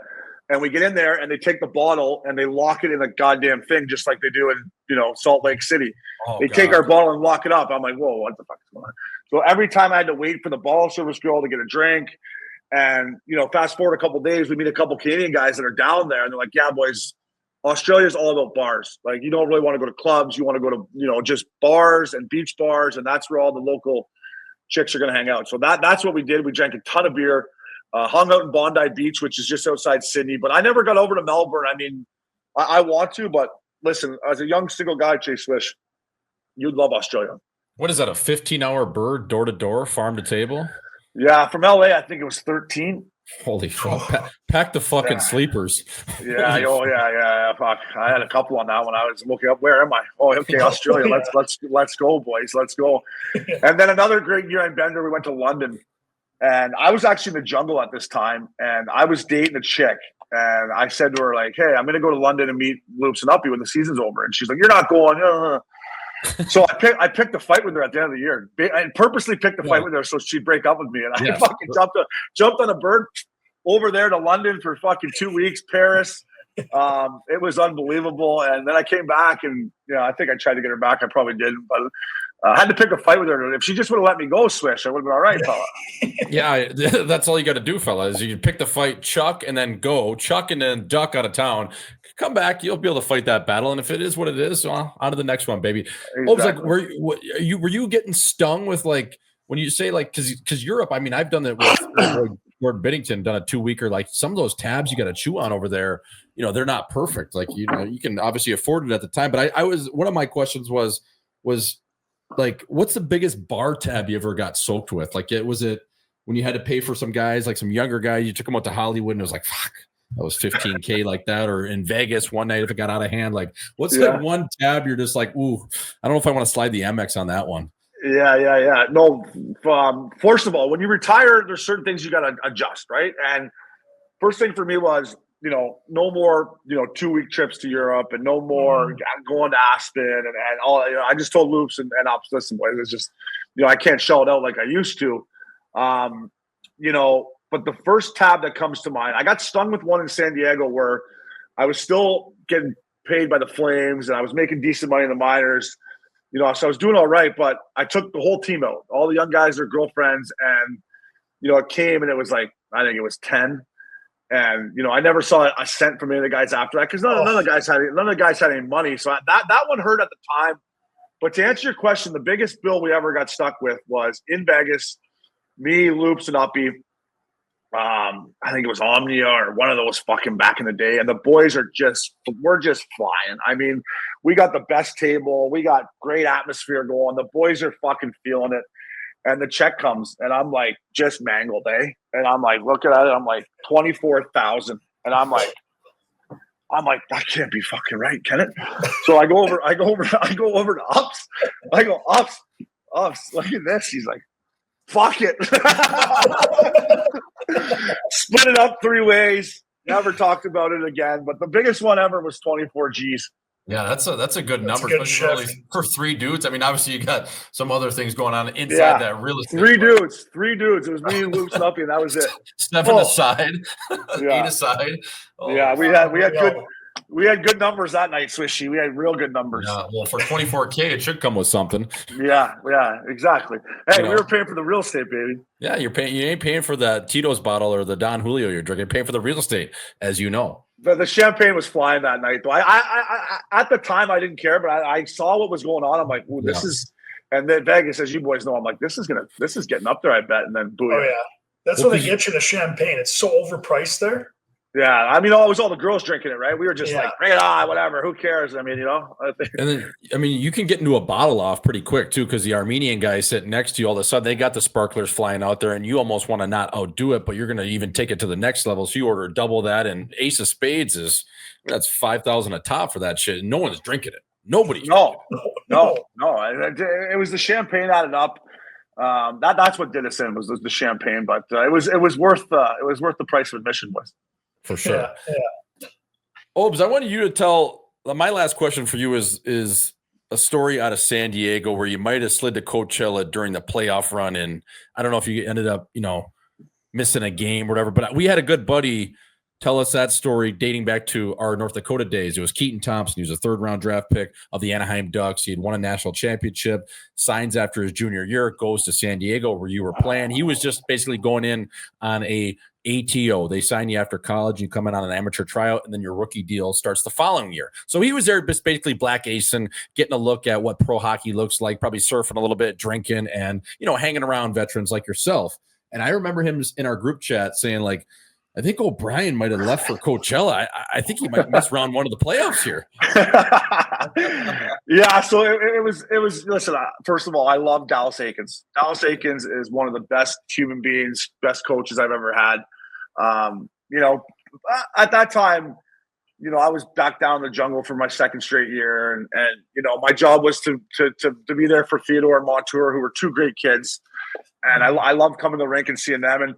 And we had a great year. The year before Norfolk, I think they finished dead last. And then that year, we won our division. And, Dally, I'm battling a bad back. And leading into, a week before playoffs or whatever, he said, you're probably not going to play in playoffs. We got these, kids coming from college. And Murph wants to get them in. And I'm like, fuck that, Dally. Like, we played all year. Like, I wouldn't mind trying to win a Calder Cup here. Like, what are you fucking talking about?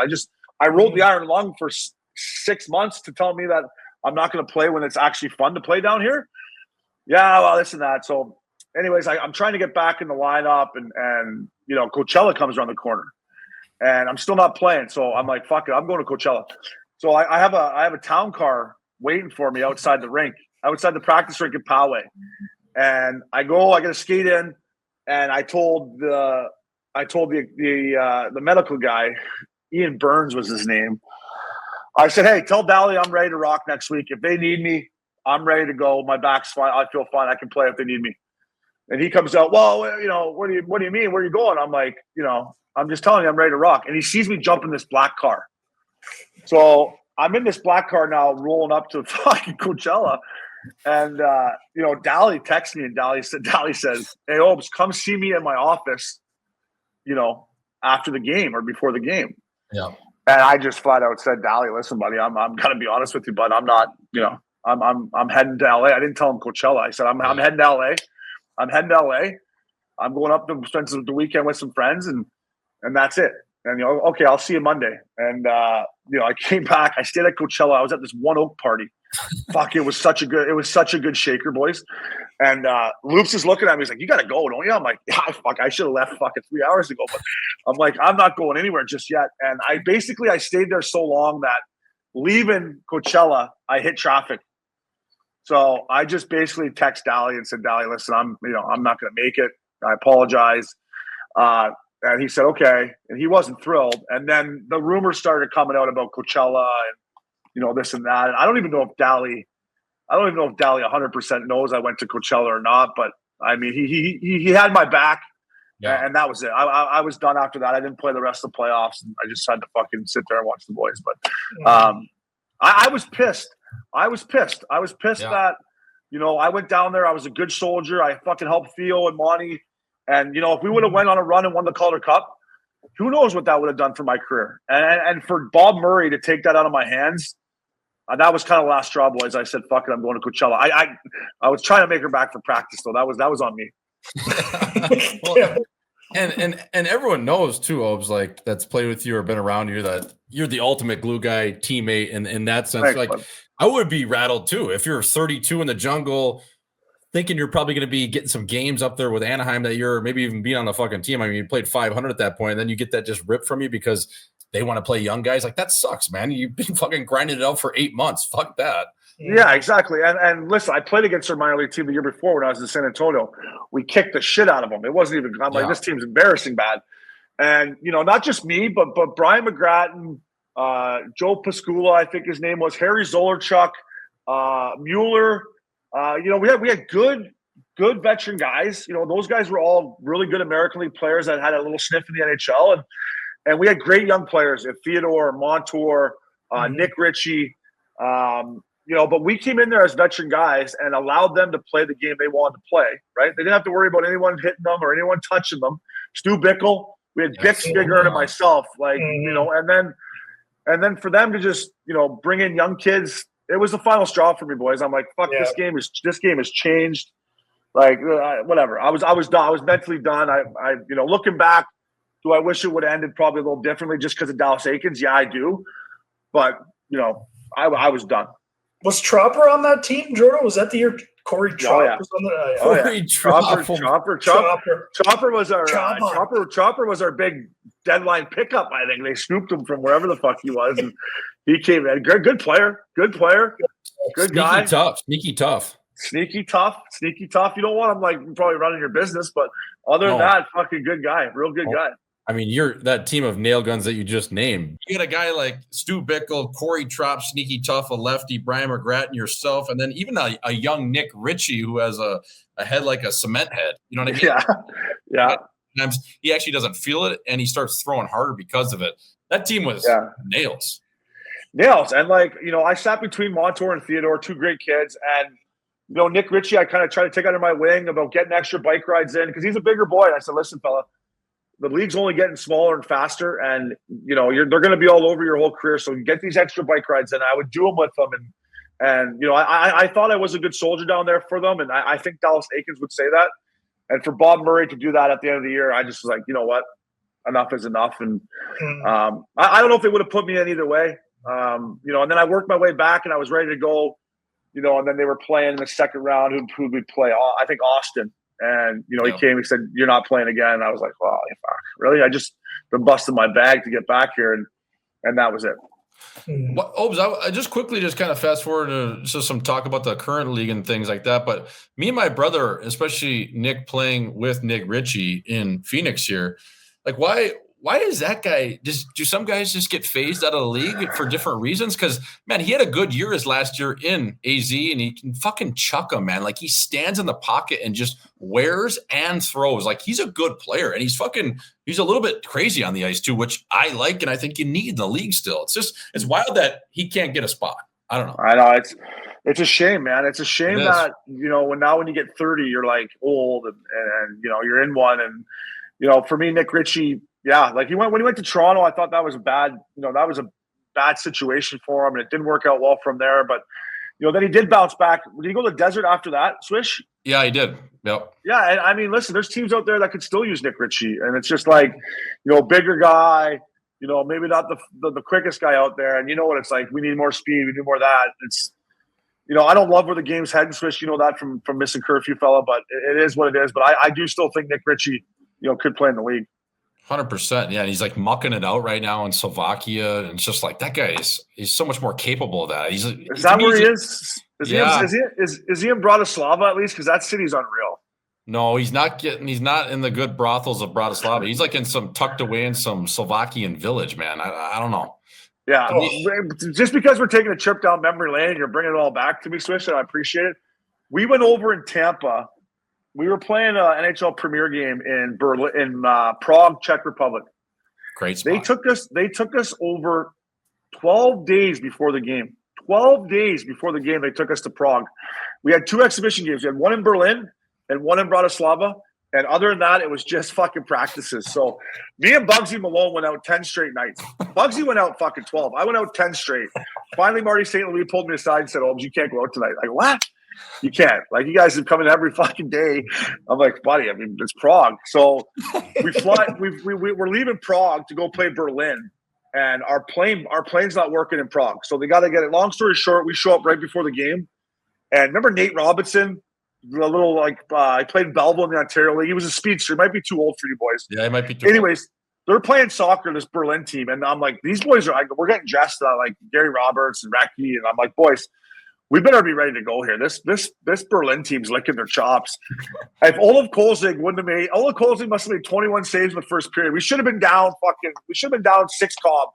And we were down 1-0 after 1. And Gary Roberts scored one late. We beat him 2-1.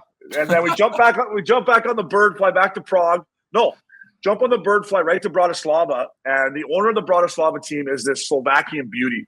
And we land, and he's got the whole fucking cheerleading squad, ice girls, waiting for us when we land. I'm like, holy fuck, here we go again.